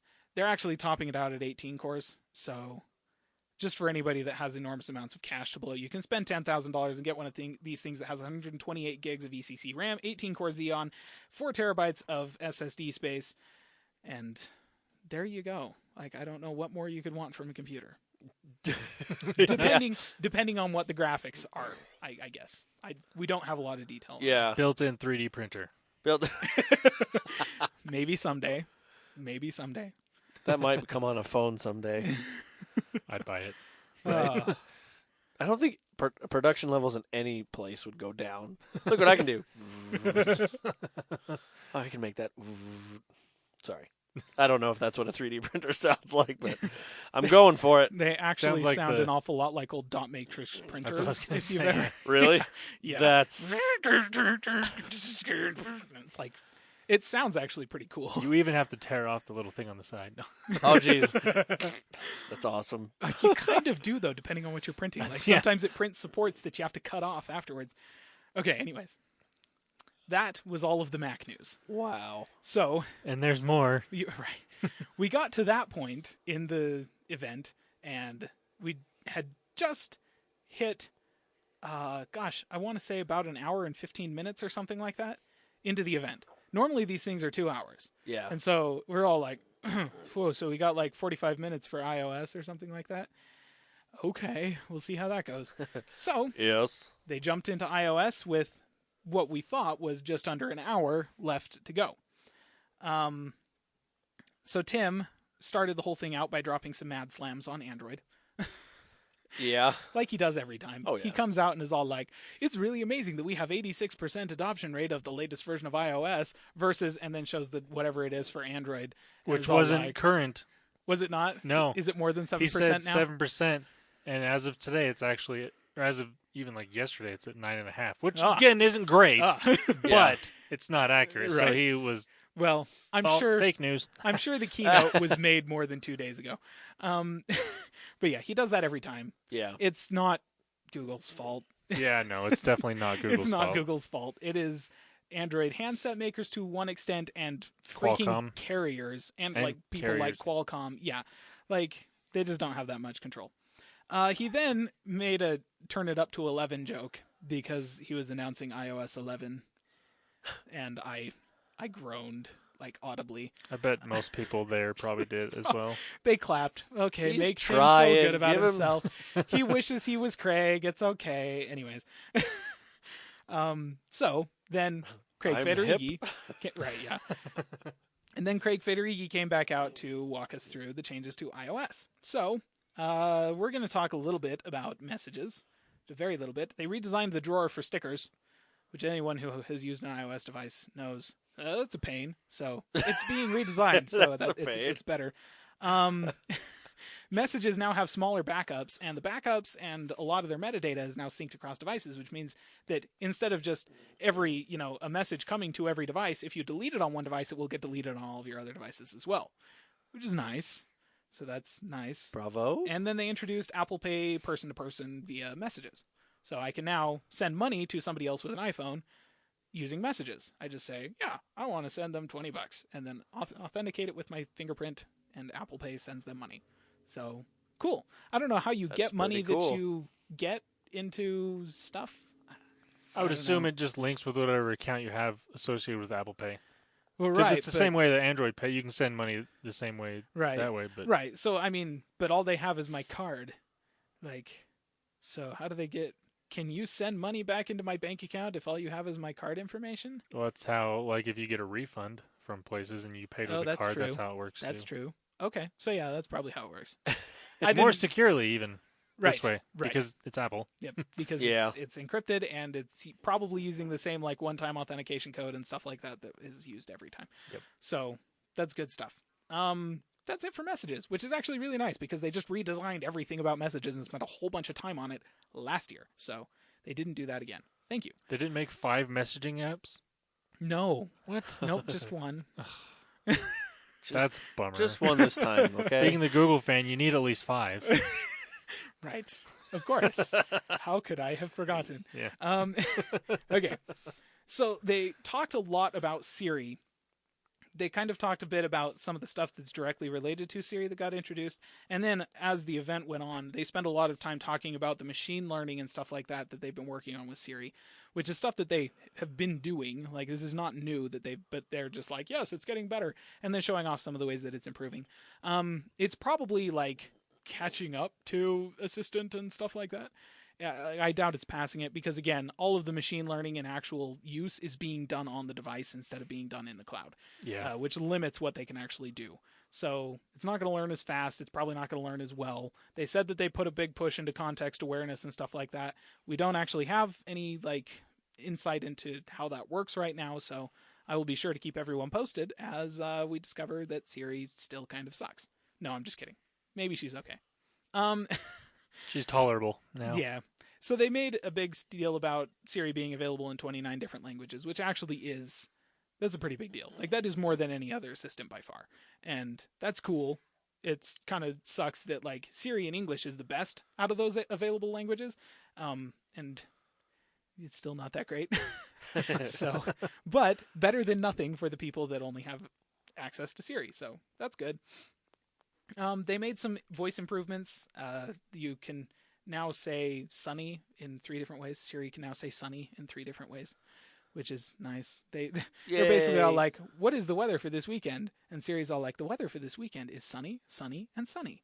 And they're all like, yeah, she can say it 3 different ways. And I'm like, okay, actually, that's pretty cool for Siri to go, oh, first of all, it's sunny all 3 of these days. So instead of just repeating them one at a time, I'm going to take all 3 of those as a lump and go, you know what? I can vary my inflection across this. And then have the ability to actually vary its inflection. Like a normal person. Right. Like a Instead human of saying would do. it's going to be sunny, sunny, sunny.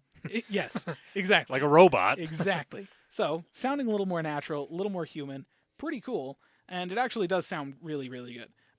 They actually did announce along with that hopefully some improvements are going to be coming to Siri on the Mac as well, which still sounds like the, like you used to be able to select, well, you still can select stuff in Mac OS and say, read this back to me, and it will read it back to you.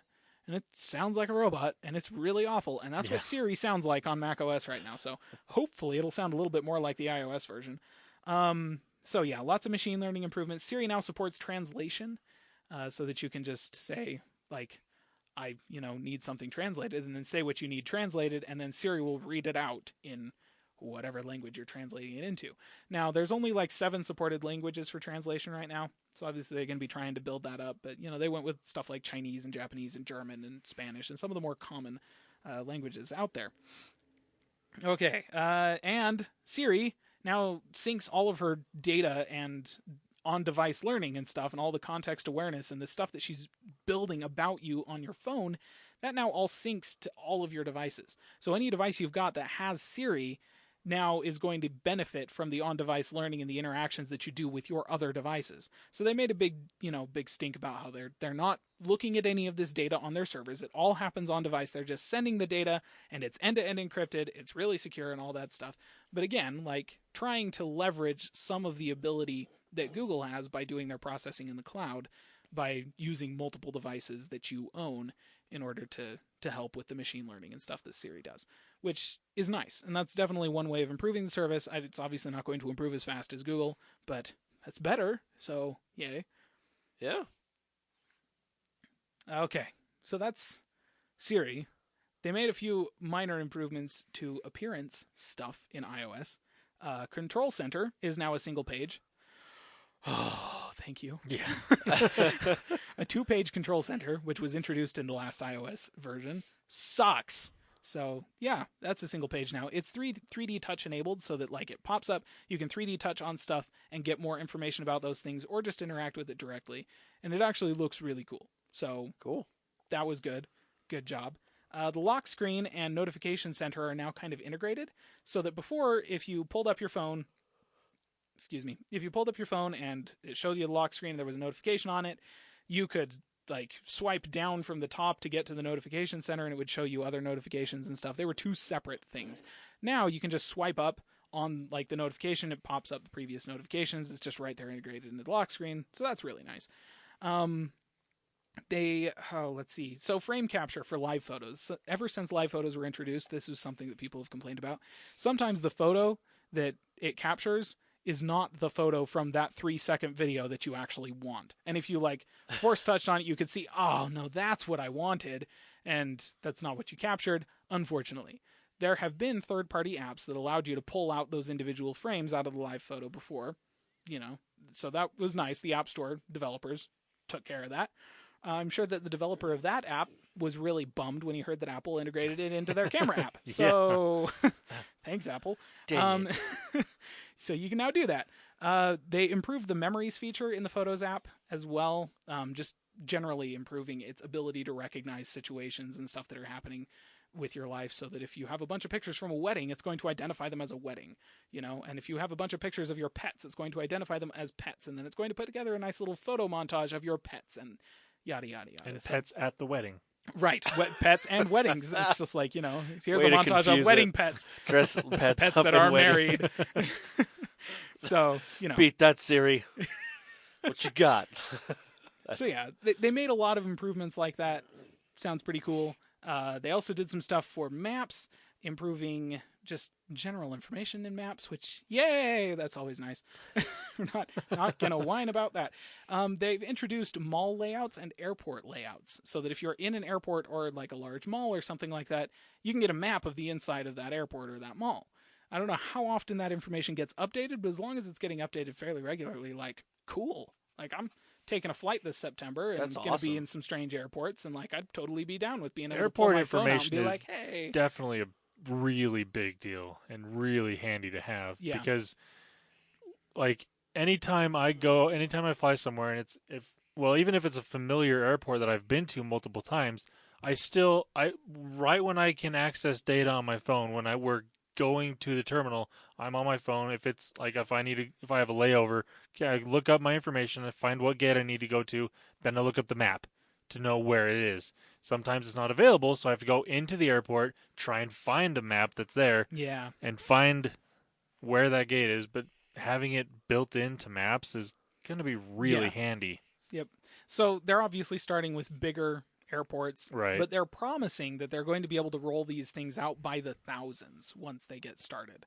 So they've got, this development test period where they're going to be working on it, but then once it comes out, we're going to be seeing a lot of airports rolled out really fast. So I'm going to be dealing with LAX. I assume that's probably one of the big ones that's going to be covered first. Yeah. So, I'll be able to test this feature out here in a couple of months. That's pretty cool, though. Yeah. I never thought that would be needed, but as you say that, I'm like, that is really needed. Yeah, right? Yeah. Well, you say a mall, too, and it's like you go to a big mall that you've never been to. It's like, where's the bathroom? Right. Where's the bathroom? So, I mean... I'm looking for this specific store. Where the heck is it? Yeah. I Yeah. mean, that's... I never would have thought of that. That's awesome. Yeah. Like... So-and-so said to meet me at the food court. Where the heck is the yeah, food court? or how do I get there in these multiple story Yes. malls or building Yep. malls? Yep, multiple building malls. Or, like, I'm in the food court. They said, meet me at this restaurant. There's like 40 different restaurants here. Which Yeah. the heck one? Or Like, sometimes where is it? there's multiple food courts Right. in some of these Yes. bigger malls. Which restaurant is at which food court? Yeah. Yeah. So it could be really helpful for stuff like that. We don't have any big malls around here. So No. I never I don't know. use that City one, but- Creek, I guess. Okay, City Creek actually is. I bet they decent. put that on there. And the fact that they have multiple buildings like in City Creek. Yeah. And the fact that sometimes elevators don't go like where you would Oh my expect them gosh. to go. Yeah, so that Yeah. could actually be nice there if it can tell me like go this way because the elevator right in front of you actually just goes down into the parking garage and not up to the third floor. Just sorry, I don't know why. In some malls, on the maps, I hope they have a section that you can have where it's like how much money or what you earn, and be like, oh, well, I'm just going to black this section out because you don't earn enough money to be here. You can't shop here. You know what I mean? Because there's sometimes I walk in and I'm like, I've never heard of this name. And that thing there's $1 million. Should I be here right now? Why does this shoe cost $5,000? Oh. And think I I'm- only get one. I think if I start crying, they'll escort me to some security guard or something. Yeah, This sorry. man is obviously lost. Yeah. Take him to GameStop. This man is obviously lost. He's wearing shorts and a T-shirt that has SpongeBob on it. That's me. I actually kind of hope they don't introduce that feature because that would black out the Apple Store on my maps, and I like the Apple Store. True. They're never going to block out the Apple Store. No, That's I don't probably think true. That's they probably going to be the most prominent one. It's like, Like, here's look, the Apple Store. Do you want to go to Exactly. the Apple Store? There's an Apple Store here. Look, go over to the Apple Store. It's right there. See, look. You know, Apple Store, I Apple Store. bet they'd only have to put the logo. Just there it That's is. probably true. And Yeah, that's it's like this is where it is. They're already crowded as snot, anyways, like all the time. So Yeah. whatever. Okay, so yes, maps. That was cool. I like the idea of those features. I'm looking forward to testing them out. They also introduced Do Not Disturb for driving, which This is a big deal. actually super cool. And it's so Do Not Disturb is a feature in iOS that pretty much the same thing in everywhere else. I don't know if it's called Do Not Disturb in like Android and stuff like that. Yes, it is. Okay, well, cool. So they didn't trademark the phrase "Do Not Disturb," which Thankfully. is good. I'm I never actually shocked. know with Apple. I never Yeah. know. So do not disturb just, stops notifications from waking you up in the middle of the night or when you're in an important meeting or something like that. It just locks all that down. Can be overridden by like certain people that you can add to a whitelist to let through, or if like somebody tries to call you like 4 times in a row or something like that. So do not disturb for driving. It's basically the same thing. It shuts off notifications, and if you pick up your phone, it shows you a reminder that you shouldn't be looking at your phone because you're driving. Yep. You can't override that. If you're a passenger, you're sitting in the back seat or something like that, you want to look at your phone, you can go, oh, sorry, I'm not actually driving this time, and then continue to use your phone. Not a big deal. But you can actually configure it to send an automatic response for text messages. So if you get a text message, it'll say, I'm driving, I'll text you back when I'm done. Like basically, you can configure it to send a message to anyone who texts you, which is nice. It has overrides, so you can set people that can call through or get a hold of you, just the same as regular do not disturb. And like I don't know, it just seems like such a simple thing, but at the same time, like the idea is that you'll take a drive, and as soon as you finish that drive, you'll pull out your phone and it'll be like, hey, we noticed you were just driving. Would you like to turn on do not disturb for driving? And you can just, okay, sure, turn it on right there. And then it's on, and it works every time. And it's using stuff like it's using, oh gosh, they had like a bunch of different things. It's using like Wi-Fi, what do they call it? Speed tracker. Craig, I can't remember what you said. Anyways, he was calling it something, but basically just like tracking Wi-Fi networks as you pass them. So that it's all like, ooh, I see a Wi-Fi network coming. Holy crap, that went by really fast. This person must be driving. And will then be like, okay, so do not disturb for driving is on. And it uses a couple of other sensors on the phone to do something similar.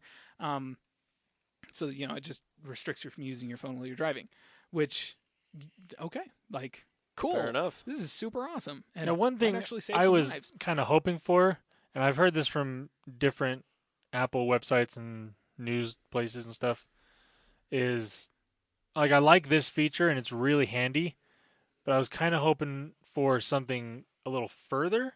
And what it is basically what Google did with Android Auto and made a specific app for the phone. If you can't afford to buy a car with Android Auto or CarPlay for an iPhone built in, or can't afford the third party, Right. console box, you can have it on your phone. And it basically, like with Android, it basically does the same thing. It limits what you can do on your phone, and it brings up the Android Auto interface, which are bigger buttons for certain things, fewer buttons, obviously. Right. Like you can access maps and maybe like your music and stuff, but very limited. Most of it's all voice control stuff still. Right.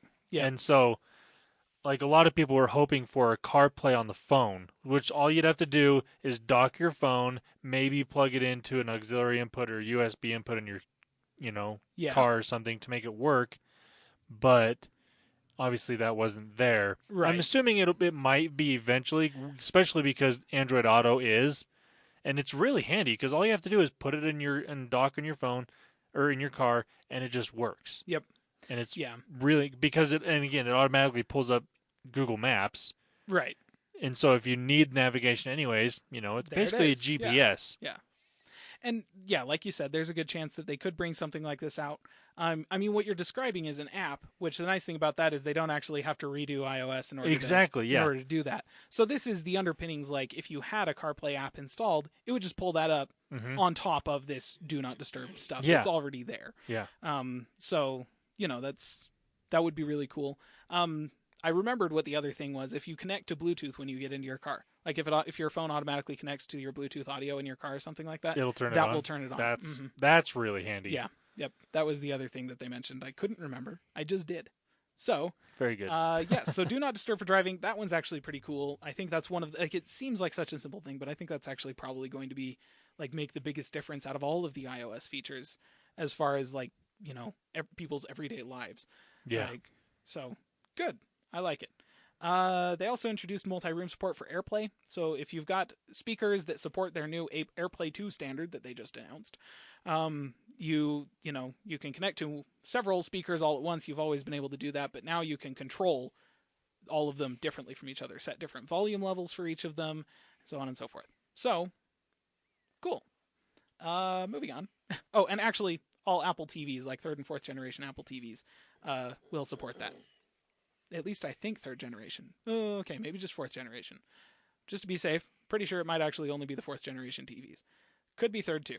But those will support that when they get the update to the next version of tvOS, I suppose. So I guess there's another thing about tvOS. It wasn't just the one thing from earlier. They also talked about Apple Music. They have, thankfully, introduced the ability to connect with people on Apple Music. They've added a social network kind of thing to it. Wasn't which this was something that was kind of advertised there. at the beginning? Yeah, so that was Connect, and that was for connecting with artists. Oh. But you could only connect with artists, and that was it. And nobody used it because Yeah, you could no. only connect with artists. I don't really want to connect with Coldplay, sorry, but maybe I want to share what I'm listening with my friends that also have Apple Music, of which I Weird. have quite a few. So, okay. So that's there now. So it's basically, now when I read this, it's basically what Spotify has done since the beginning, where you can share music, see what other people are listening to, different things like that. Yes. Which is a really nice feature. It is. I love that in Spotify because I could be on the app and all of a sudden, just in the sidebar, it shows so-and-so is listening to this song. And it's like, oh, I like that song. Click, listen. Yeah. Yep. That's what it is, basically. Nice. It's So- a very nice feature. Yeah. Again, something that should have been there in the beginning, but Probably true. nice that it's there now. Finally. I'm so jealous. Yeah. I'm sorry. Actually, I'm saying this. So I noticed that my Groove Music Pass is probably going to expire here soon. Actually, tomorrow. Mm. And I was going to renew it, but then I noticed that I don't have the $90 to renew it till next week. So I'm like, oh, I'm going to have to Crap. let it cancel. Darn. I want to mention something, not with Groove, but like Apple Music, because it's available on Android, and I had it on my phone, and then I updated to Android. Oh, it's not available on that yet. Right. But then when I reverted back, it still says not compatible with this device, Really? which is really weird because That I is had odd. it on this version of Nougat Yeah. previously. Weird. I didn't use it a lot, but I had it, Right. so could compare services and stuff. But now it's not there. I have a question. It's is really is weird. Groove on your guys' is it on Android and iOS? I don't know. Like, is it available? I've Let me never- find out. I will do some research. real Yeah, quick. I was just Okay. wondering. Like, I was like, Landon would look I don't into think that. I know that, but Yeah, I've never looked. Yes, it is. Microsoft Groove. Well, I think you get 3 or 4 months free if you ever want to I might have to try it out. try it out. It's really not bad. I enjoy it for what it was. Coming from, so I always use Zune, and so from Zune to this and all the iterations they've had, I mean, I enjoy it, and they've definitely put things together to where obviously it's on the Xbox. I mean, it's all integrated. So what I use it for, it's been great. Right. But the one thing is, please get a family plan. Oh my gosh. Update. Apple Music is now available. Hey. But as of yesterday, when I first checked, it was not. Random. But it is now. That's weird. I will be installing. That's currently. weird. Yeah, dealing Current with install. Nice. Nice. beta OSs is always kind of weird like that. Yeah, it is like this, weird. even if you roll back, you're just like, what did that even change? Well, even like Google's own app, the PhotoScan app, which is really handy, and we've talked about on the podcast, said it wasn't available on my device. Like, what? Why? I wonder if that's just like the App Store cached something like a couple of days ago and didn't update it until today or something Again, like that. one now It was all is like, oh, wait, updated, no, yeah. he's not using the developer preview anymore. Oh, okay. Yep, that's another one I just noticed is now there and Right. available again. It's Yeah, just, there you probably go. one of those things like it just takes Yeah, like yeah. 24 hours or whatever to Yep. come back. Like it's not noticing that real time. Yeah. Okay, so speaking of the App Store, so they redesigned the App Store completely, completely, and it's really nice. It actually feels a little bit like the redesign that they did for the Apple Store app last year. But it now, like when you open the thing up, it starts out with a Today view that features new apps that have been posted in the past 24 hours and little stories about the developer that posted them and stuff like that. So that's actually kind of a fun little way to do app discovery. They also have 2 different tabs for games versus apps, which is really nice. That is And really from nice. everything that they showed, it actually looks like you can search in one versus the other. So you can go do a search just for Nice. games, or you can go do a search for apps and not have a whole bunch of stupid games showing up in your app search. So that's really nice. They also Wow. announced Monument Valley 2 is now available as of today on the App Store, which What is that? is a really fun mobile game. Okay. It's really good. No, like Monument Valley 1 was it's kind of like the same kind of experience they were going for with Journey on the PlayStation except for mobile devices. And It was a really fun little puzzle game, really interesting, really pretty, nice sound design, and an interesting little kind of introspective story. So it was cool. Monument Valley 2 is actually something I've been looking forward to. It's now $5, and I totally am going to buy it. So yeah, most of their focus throughout all of that was on how certain aspects of these things are going to be integrating with Siri and the machine learning that Siri is going to be doing and all the neural networks that are going on there, and basically just making the device, the operating system, smarter across all of their devices. Then, augmented reality. Yes. Tim has been chatting about augmented reality for a while. Eons. Like, oh my gosh. So they started out by throwing shade at Microsoft because, of course, they did. Yeah. So yeah, they threw some shade at Microsoft. My favorite part is Craig picks up the phone and is all like, "I'm going to show you some of our dev kit tools for augmented reality." And he's all like, "Look, I'm scanning this table and I'm putting a cup on this table, and oh, you'll notice this is live rendered and isn't some slickly edited pre-recorded video that." And anyways, Yeah. they were being very condescending, and I'm all like, "Yeah, it's also on a phone, not a 3D headset, so there is a difference there." Yeah. But it actually looked pretty cool. They announced the ARKit API for devs so that they can use that to build their augmented reality apps so that they don't have to do the augmented reality work themselves like Niantic did with Pokemon Go. And they actually had an updated version of Pokemon Go using ARKit instead of Niantic's custom stuff. Looked way better. Like, so much better. That's awesome. Yeah, this is Pokemon Go style augmented reality we're talking about, where you hold your phone up, it's taking video of whatever is on the other side of your phone, and then overlaying virtual stuff onto it that you can then interact with on the screen of your phone. So it's that kind of thing. They had some demos of just a few little things. We'll probably be seeing quite a few apps using this stuff once iOS 11 hits, because like I said, they're making it available to devs right now. And they're making a dev kit available to them as well, that is going to allow them to do development like in virtual reality for augmented reality using ARKit and stuff. So they're doing that now, and it doesn't use any new sensors or anything like that. It just uses the stock accelerometer and cameras and everything that's been in the iPhones since I think the 5S. They were saying they were going to be able to go back that far. So that's hundreds of millions of devices that are already ready to go with these things to support these apps. That's once pretty they're cool. Out. That's wonderful. So huge install base. And so of course immediately after saying that, they're all like, "So this is the largest AR environment in the world," like immediately right after release. And I'm all like, "Okay, guys, just stop. Look, calm down." We know Microsoft has been talking about this for a lot longer than you, and now you're all like, "But look, all of our phones." And I'm like, okay, just chill, guys, whatever. So they did bring in a guy from, I guess it's, oh my gosh, why do I want to say Percy Jackson? Jackson, Lord of the Rings. Who am I thinking of? Peter Jackson. Peter Jackson. Definitely different than Percy Jackson. Yes, very definitely different than Percy Jackson. Real person. So, Peter Jackson, I guess, is now involved with some kind of a virtual reality / augmented reality group that is focusing on building these augmented reality experiences. And they brought in a guy from that group, I guess the creative director, who was paired up with somebody from Unreal who was using the Unreal Engine on the phone with ARKit. And they built this little scene that was just kind of like a little virtual reality style augmented reality movie that they played out on the table sitting in front of them. And it was cool. Like, it was really nicely rendered. Everything was very smooth. You could see the audience in the background. And while they're like showing it on an iPad, you could see this dude walking around and everything was changing. He could like get up close and stuff. And they're all like, it's like being your own director in a movie. And I'm like, except you don't get to choose what actually happens. But, yeah.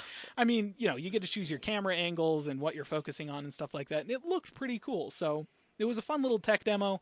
It'll be interesting to see what stuff we actually see once the thing comes out. But I'm okay. I'm pretty excited. Like, if nothing else, it'll make games like Niantic's stuff a lot cooler. Like, yeah, So, all right. And if I can leave a virtual coffee cup sitting on my coffee table, and I don't know. They showed that off, and they're all like, "Look, when you drop the coffee cup in, it's like the size of a normal coffee cup." And I was like, "Cool." Now this could be kind of cool if IKEA were to take advantage of this in their app. Yes. Like companies like Yes. this that you like furniture companies where you want to see what it's going to look like in your house. Now there are ways to do this. You can take a picture and they'll just put it in there and it Right, kind of yeah. works. But if you can actually move your phone around your house Yeah. and see what it looks like a piece of furniture, like a couch or a TV Yeah. or something like that. Like select this is the desk that I want from IKEA, and then hold your phone up and like I want it on that wall, and okay, Yeah. that's what it would look like. I That think would be that really would be neat, really, yeah. or things, just things like that, or even stuff outside. If you want to put plants or something, like you could, like a Lowe's or Home Depot Yep. app Yep. could implement this, and you just like, Yeah. hey, I want this fireplace and this swing or this thing right here built in this spot. How's it going to look?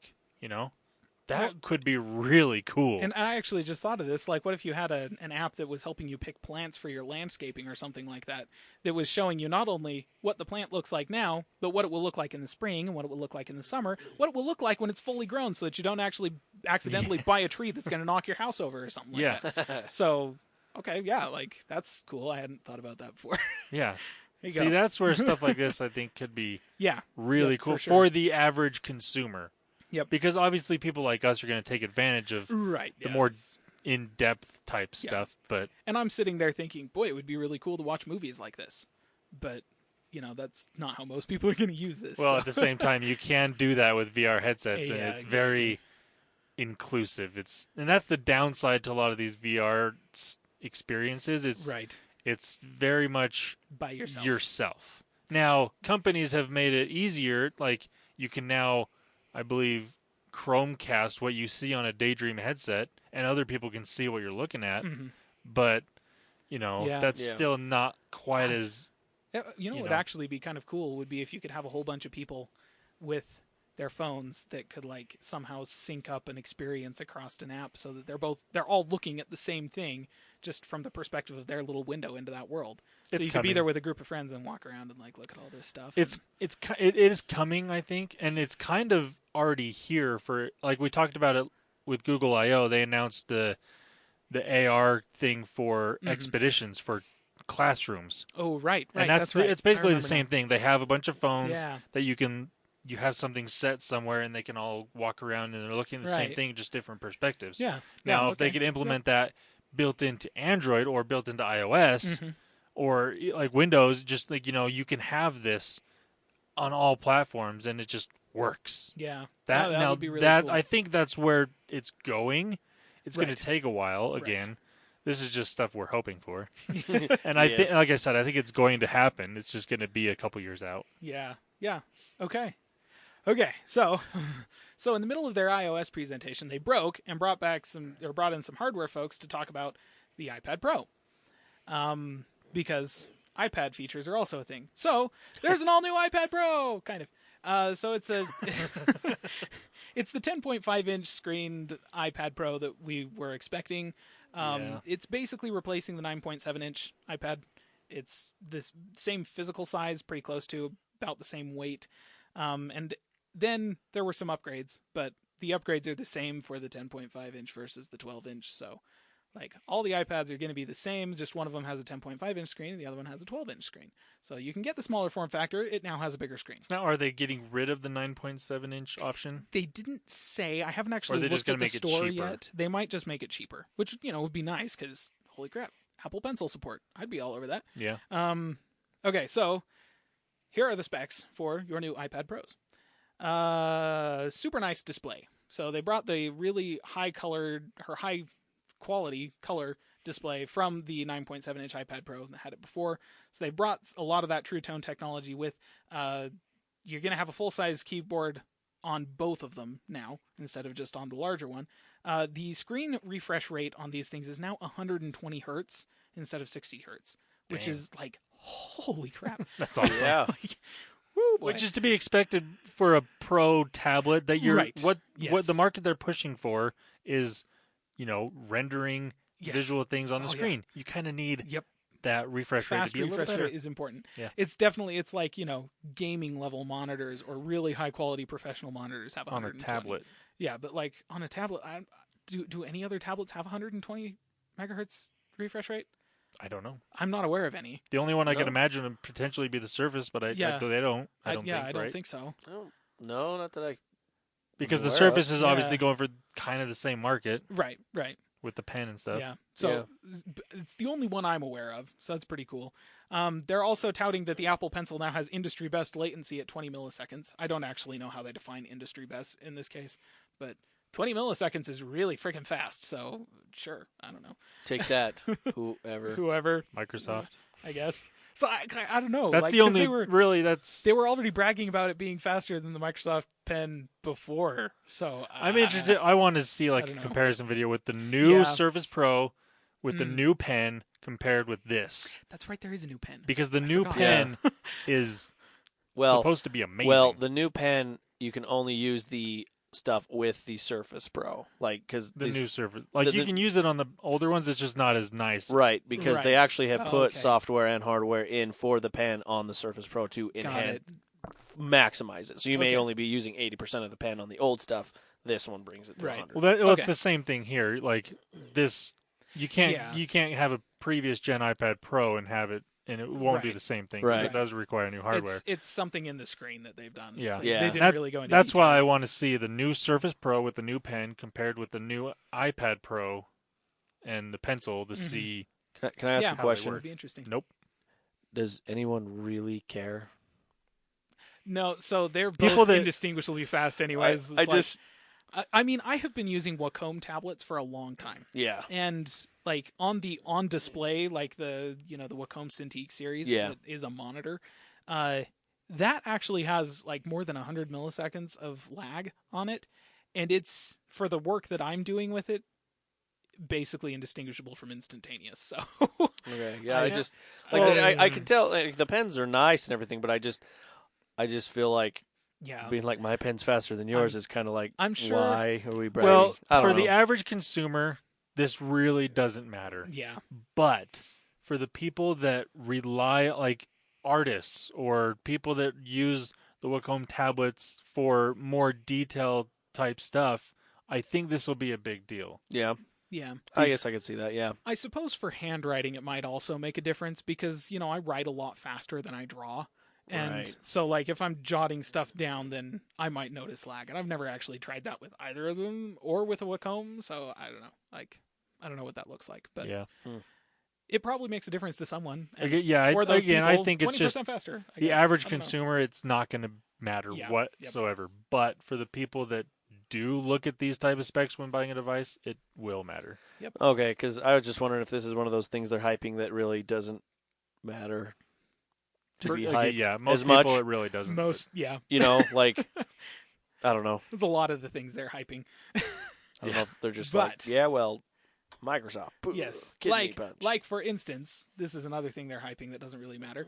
Their iPads that are already way more overpowered than any of the software on them can actually use now have an A10X Fusion chip with 6 cores and a 12-core GPU that is 40% faster on graphics rendering than the already top-performing graphics tablet on the market outside of the NVIDIA Tegra. And I'm just like, cool, okay. Nobody needs that. That's great.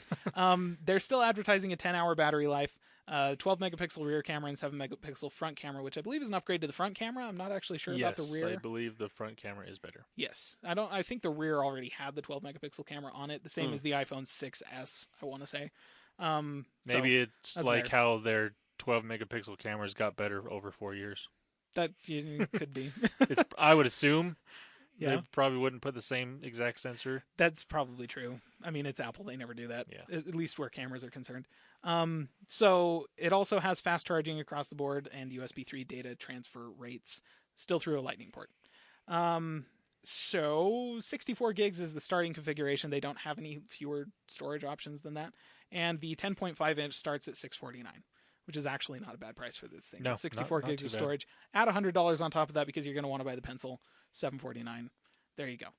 So that's the new iPads. Then they went back to iOS and announced a bunch of new iPad features, which I'm just gonna run through this. Okay, like anyone who has used macOS is going to notice a few things here. First, the dock. It's the dock, like you are familiar with in macOS. Instead of like that stupid gray bar they put across the bottom of iOS, you can put as many apps down there as you want. It's got a little thing over on the side for context-aware apps. It's pretty darn cool. You can pull it up from the bottom of the screen on any screen. You're in the middle of an app. You can pull this thing up. There's your dock. You can use that for app switching. which, it's what you use your dock for. They also have a new app switcher built into the thing. Looks completely different. It actually allows you to maintain your spaces so that if you put two windows on a screen, that's a space. You can move off of that, come back to it. The two windows are still there next to each other. You can now drag and drop images, text, URLs, everything across places. You can actually drag it back and forth between apps that are full screen using the dock and the new app switcher, which is freaking awesome. You can also do multi-select with drag and drop just by dragging one thing and then tapping on all the stuff you want to add to it. So it's definitely like a two-hand operation thing, but still really cool. They've updated the keyboard like quite a bit. You can now like access shortcuts for like punctuation and stuff like that from the keys just by kind of flicking your finger down when you type instead of just holding it. They've also introduced a Files app, which is basically the Finder from macOS, except with a few limits. It doesn't actually access just all of the files on the device by default, only the ones that are made available to you in apps. So some apps, that's not very much. Other apps, cloud services and stuff like that, that's a lot of files and stuff like that. So basically all of your cloud services pulled together in one app, and you can browse all of the files on the device from one place. It's really nice. Works a lot like the Finder. Actually looks pretty cool. They did a lot of new markup features for use with the pencil. Converting stuff to PDF now works a lot easier from there. Handwritten notes now searchable, and they integrated a document scanner directly into the Notes app, as I recall, so that you can now just scan stuff. So, all those people that have third-party document scanning apps out there, sorry, you better make them valuable in some other way. So it's actually like, it looks really dang cool, and actually makes the iPad look like a really serious productivity device. And the thing is, I was actually like watching the updates for this happening on one side of my iPad with my notes on the other side of the iPad, using the on-screen keyboard to take notes on this thing while I was watching it. And so it's already a pretty decent productivity device, and this is just going to like turn it up to 11. Oh my gosh, I can't believe I just used that joke. Because that was the exact same joke that I was making fun of about 15 minutes ago. Okay. That's awesome. I just did that. It's funny because like at this point, they almost ought to make an iPad OS.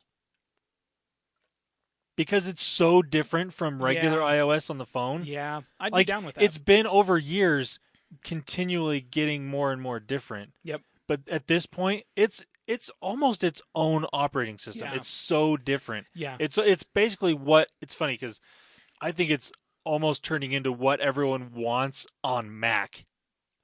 Well, like if you were to take this operating system and tweak it a little bit more and put it on a Mac with a touchscreen, that's what most people have been asking for anyways. Obviously, there's a lot of differences there still, are, but it wouldn't take that much more because it's already so similar to what Mac OS is. Yeah.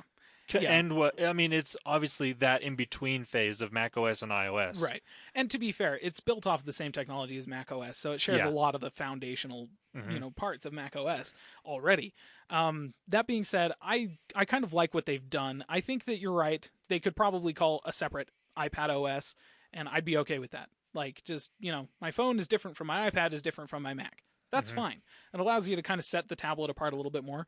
I kind of don't want them to Macify iPad I'm not saying much more than they have. And I also don't want my Mac to lose what it's got. Like, I'm not saying you have to lose any functionality in the Mac.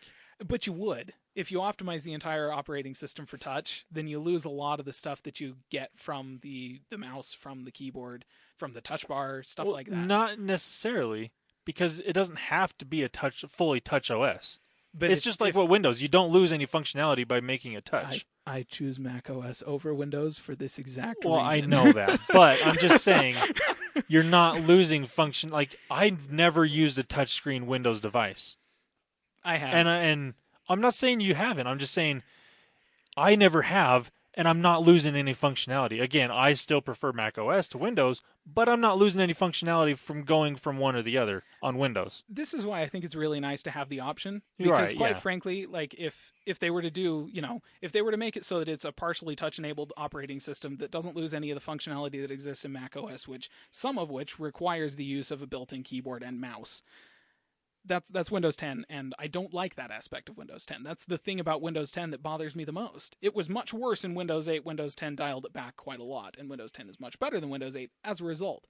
But that's my biggest complaint with Windows 10. So I like what they're doing, where they're focusing on each device and the user experience for each device separate from all of their other operating systems. Right. Like, this is the best Mac OS we can make. And this is the best operating system for an iPad we can make. This is the best experience for a phone. They're focusing on the individual user experiences. That's the thing that Apple does that I really appreciate. Right, yeah. I'm not saying they should. I'm just saying this is what people are going to be asking for and what they have been asking for. And I think that a lot of people ask for that, and I don't know. The people that are asking for that are people that are using Windows. And even if Apple were to give it to them, they wouldn't switch anyways because that's what Windows is already giving them. Oh, so I know why a switch? lot of Mac people that want it. You go to iMore, half of them want it. So half of those people are using Windows. No, and, iMore people are using Mac. Yeah, Mac Rumors people are Well, also Mac supposedly Rumors using people are- Mac, but I don't go to No. Mac Rumors for a reason. Mac Rumors is, I don't know, like it's a great experience if you really want a wide variety of the people who buy some kind of Apple device. Right. Most of them are iOS users, and they complain about Macs. Right. Most of them are using Windows. I take it with a grain of salt. Even if Apple were to give them the Mac OS they are seemingly asking for, they wouldn't switch because they're not willing to pay that much money for the hardware, or because they're already integrated into a Windows ecosystem, and it's just a lot easier to stay there. And if it works for them, cool. Like that's totally fine. That's what they should want. But it's just whenever I see that kind of information, I always take it with a grain of salt because most of those people I don't think understand quite what they're asking for. And the people that choose to stick with Mac and that buy devices from across the Mac lineup are the people like me that prefer a tailored experience for each of them that feels like a completely separate thing.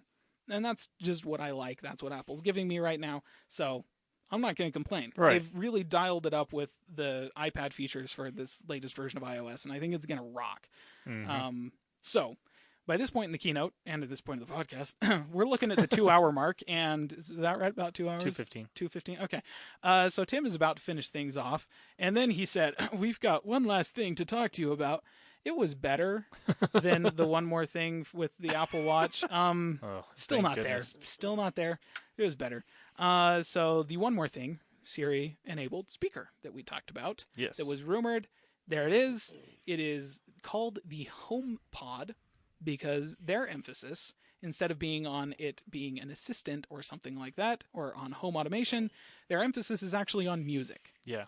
And okay, like that's a different way to look at it, and that's going to set them apart from the crowd, so that was probably a really good decision. Well, and that's one of their most successful things Right, that they've done. exactly, So why exactly. not, instead of taking the fight to Google and Microsoft, be like, oh, we'll just stay on our battlefield and wait for you. Yeah, exactly. It's all like so. Yeah, and that's pretty much what this thing is. It's basically what we were expecting. It's a trash can Mac Pro with a speaker mesh that Phil Schiller called absolutely beautiful. That might be a bit much. It doesn't look ugly. It would blend into your most decor, which is probably what you want a device like this to do. Yeah. So that's good. It's not absolutely beautiful though. No. It's actually kind of weird looking. It is. It's a little tubby. It's a little tubby. It looks a little strange. Yeah. I mean, the Google Home looked a little strange when they first introduced it, but over time I was all like, it just kind of blends in. Yeah. So like, whatever. Yeah, Nobody exactly. cares. And that's what they want to do with Exactly. this. Yeah. That's what they should be doing. So it worked out. That's good. how you want, like, if you buy, like, this is to compete with Sonos. They mentioned that specifically. Yes, they mentioned Sonos. And Mhm. Sonos speakers are meant, and same with Bose, they're meant to blend in wherever you put them. Right. And just sound great. Yep. And that's what they're going for. Yep. And it Premium. looks pretty good for that. So what this thing has, here's a list. Okay, so speaker array, it's got 7 directional tweeters in it with a 4-inch woofer stacked on top of them that are something dynamic, something that they used a bunch of technical terms. Evidently, it's supposed to be able to crank up the volume quite loud without resorting to distorting the music, which is great.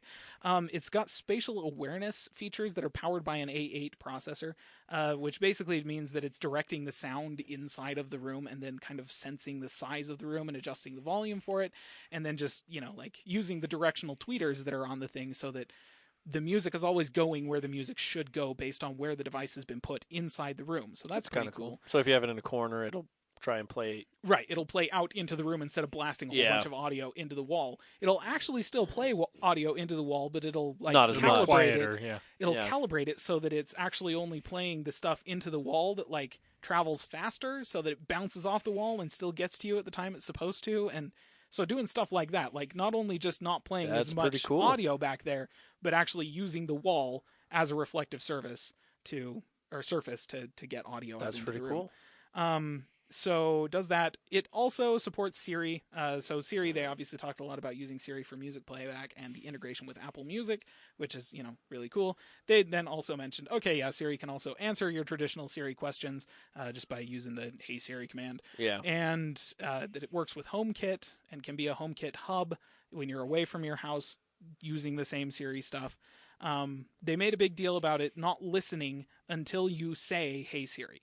Like, it's not picking up conversational data and then anonymizing it and sending it off to servers somewhere to improve Siri, like Alexa does and like Google Home does. Right. It's just chilling. Like, it does nothing until it hears, Hey Siri. Then once it does, the only thing it sends into the cloud is if you're like doing a Google search or you're asking for something on Apple Music or something like that, it anonymizes your data and says, so-and-so wants this song, and then plays that song. Or such and such a device like that has an anonymized key or something like that. It's basically just like the stuff that you get when you use Siri on your phone. It's that same amount of server integration and nothing more. So of course all the data is anonymized and encrypted and yada yada. So they said that so many times in this event.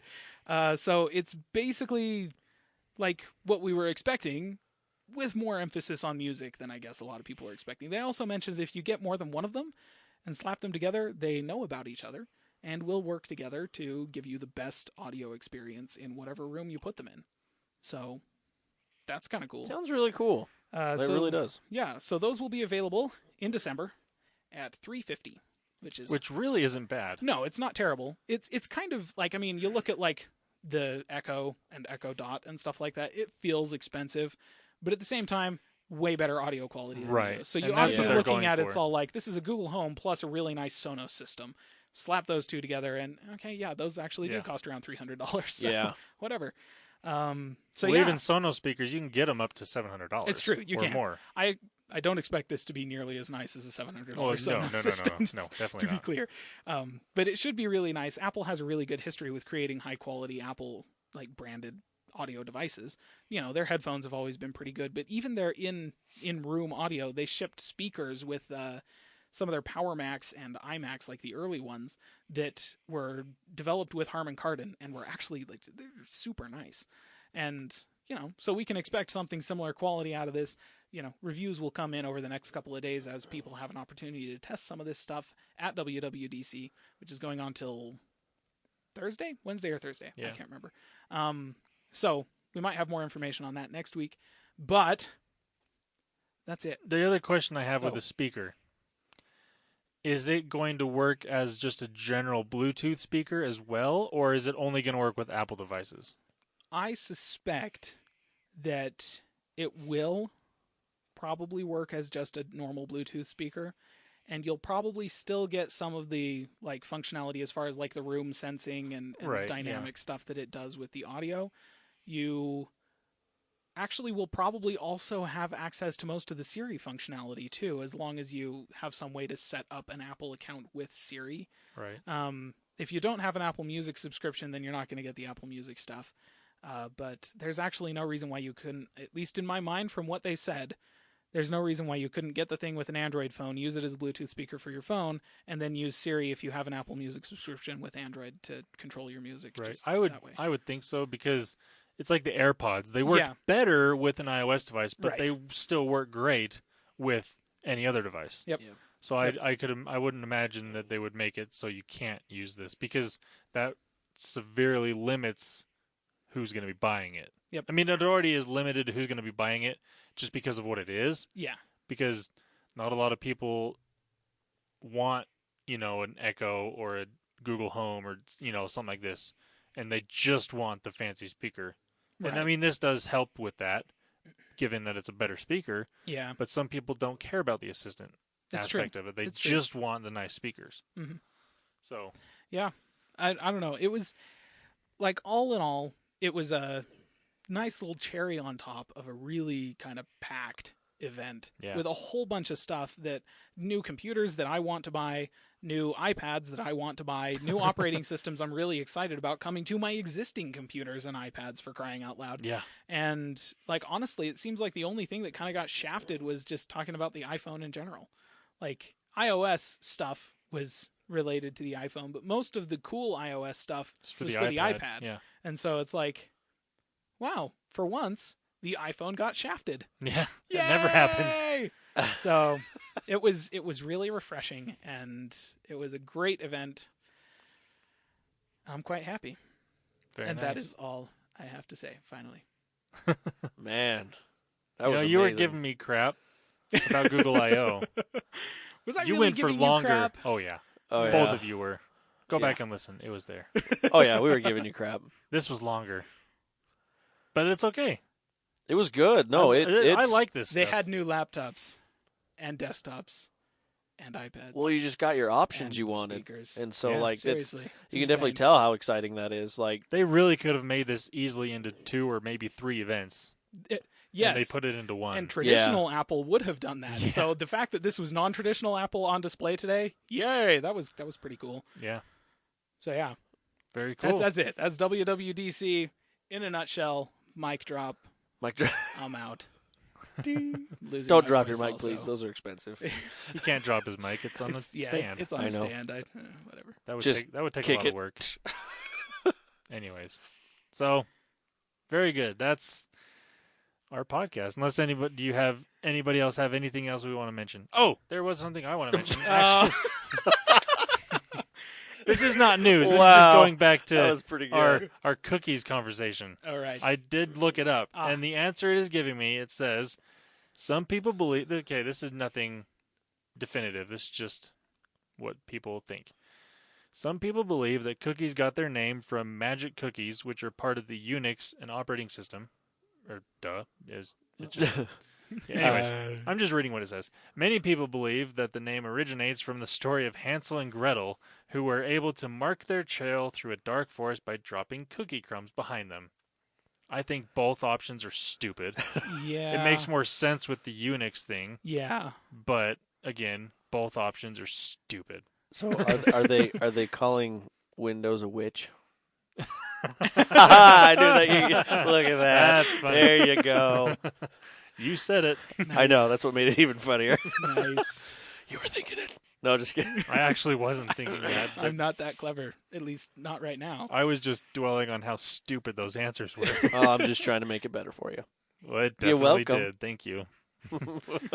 Anyways, so that's the last thing I had. Anything else from you guys? No. Okay. Nope. Guess we will- I think that's it. Just everyone get your updates for security updates. Yeah. That's it. Got to get that in every week. Always. Yeah. All right. So that's all we have for this week. Might want to split it up. We maybe should have said that at the At the beginning. beginning, yeah. Yeah. Oh well. Anyways. Is next week E3?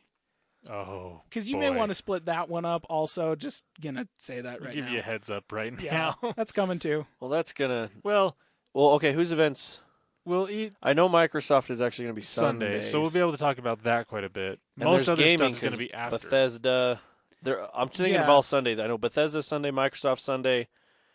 I can't remember. There's another When one. is Sony's? I don't know. I think they're regular, like Monday, Tuesday. We will have to see. I fully expect that we will have plenty to go for a couple of hours for the next 2 weeks. Yeah, we'll probably. God, yeah. We might have to take some time off and do like 3 shows. Like, this is Yeah. important. Just record 3 shows in one night and then take to Honey, I know you're a bridesmaid. That might be nice. You know, and you got Oh, things gosh. to do, but I have a podcast, dang it. Fortunately, that doesn't overlap with the Monday night recordings yet. Yet. Anyways, so We'll we've, figure that like out. we've said over the past couple weeks, this is a fairly busy time of year for this type of stuff. Not that we're complaining. It's awesome. Obviously, we've all been really excited about what Microsoft announced, what Google has announced, and what Apple has announced. It's just making it so much better for us as consumers. And just like we've mentioned a bunch of times today, options. And I can't wait to see Scorpio.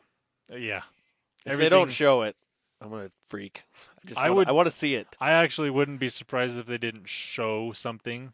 They're obviously going to talk about specs and all that stuff, but I would not be surprised if they did not show something. I wouldn't be surprised if they did either. I think the one thing I hope, like, everyone's just dogging on it for some reason. They're like, yeah, it's got all this hardware and stuff, but there's no way it can run 60 frames per second on certain games. I'm like, But the Xbox One can do 60 frames per second on certain games. So I know. Why? These are the people that are all like, if I turn the thing up so that it's driving like 5K on my PC that's a beast and yada, yada, that can barely do 90 frames per second. So, of course, it's not going to... Okay, yeah. First of all, better optimized than your computer. Yeah. Always.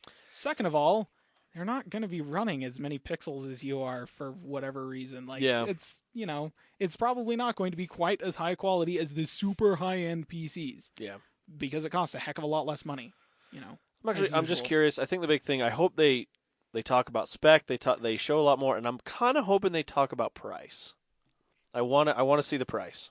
That would be nice, yeah. Yeah. Because then, so I'm on the fence here. It's either Scorpio or new PC.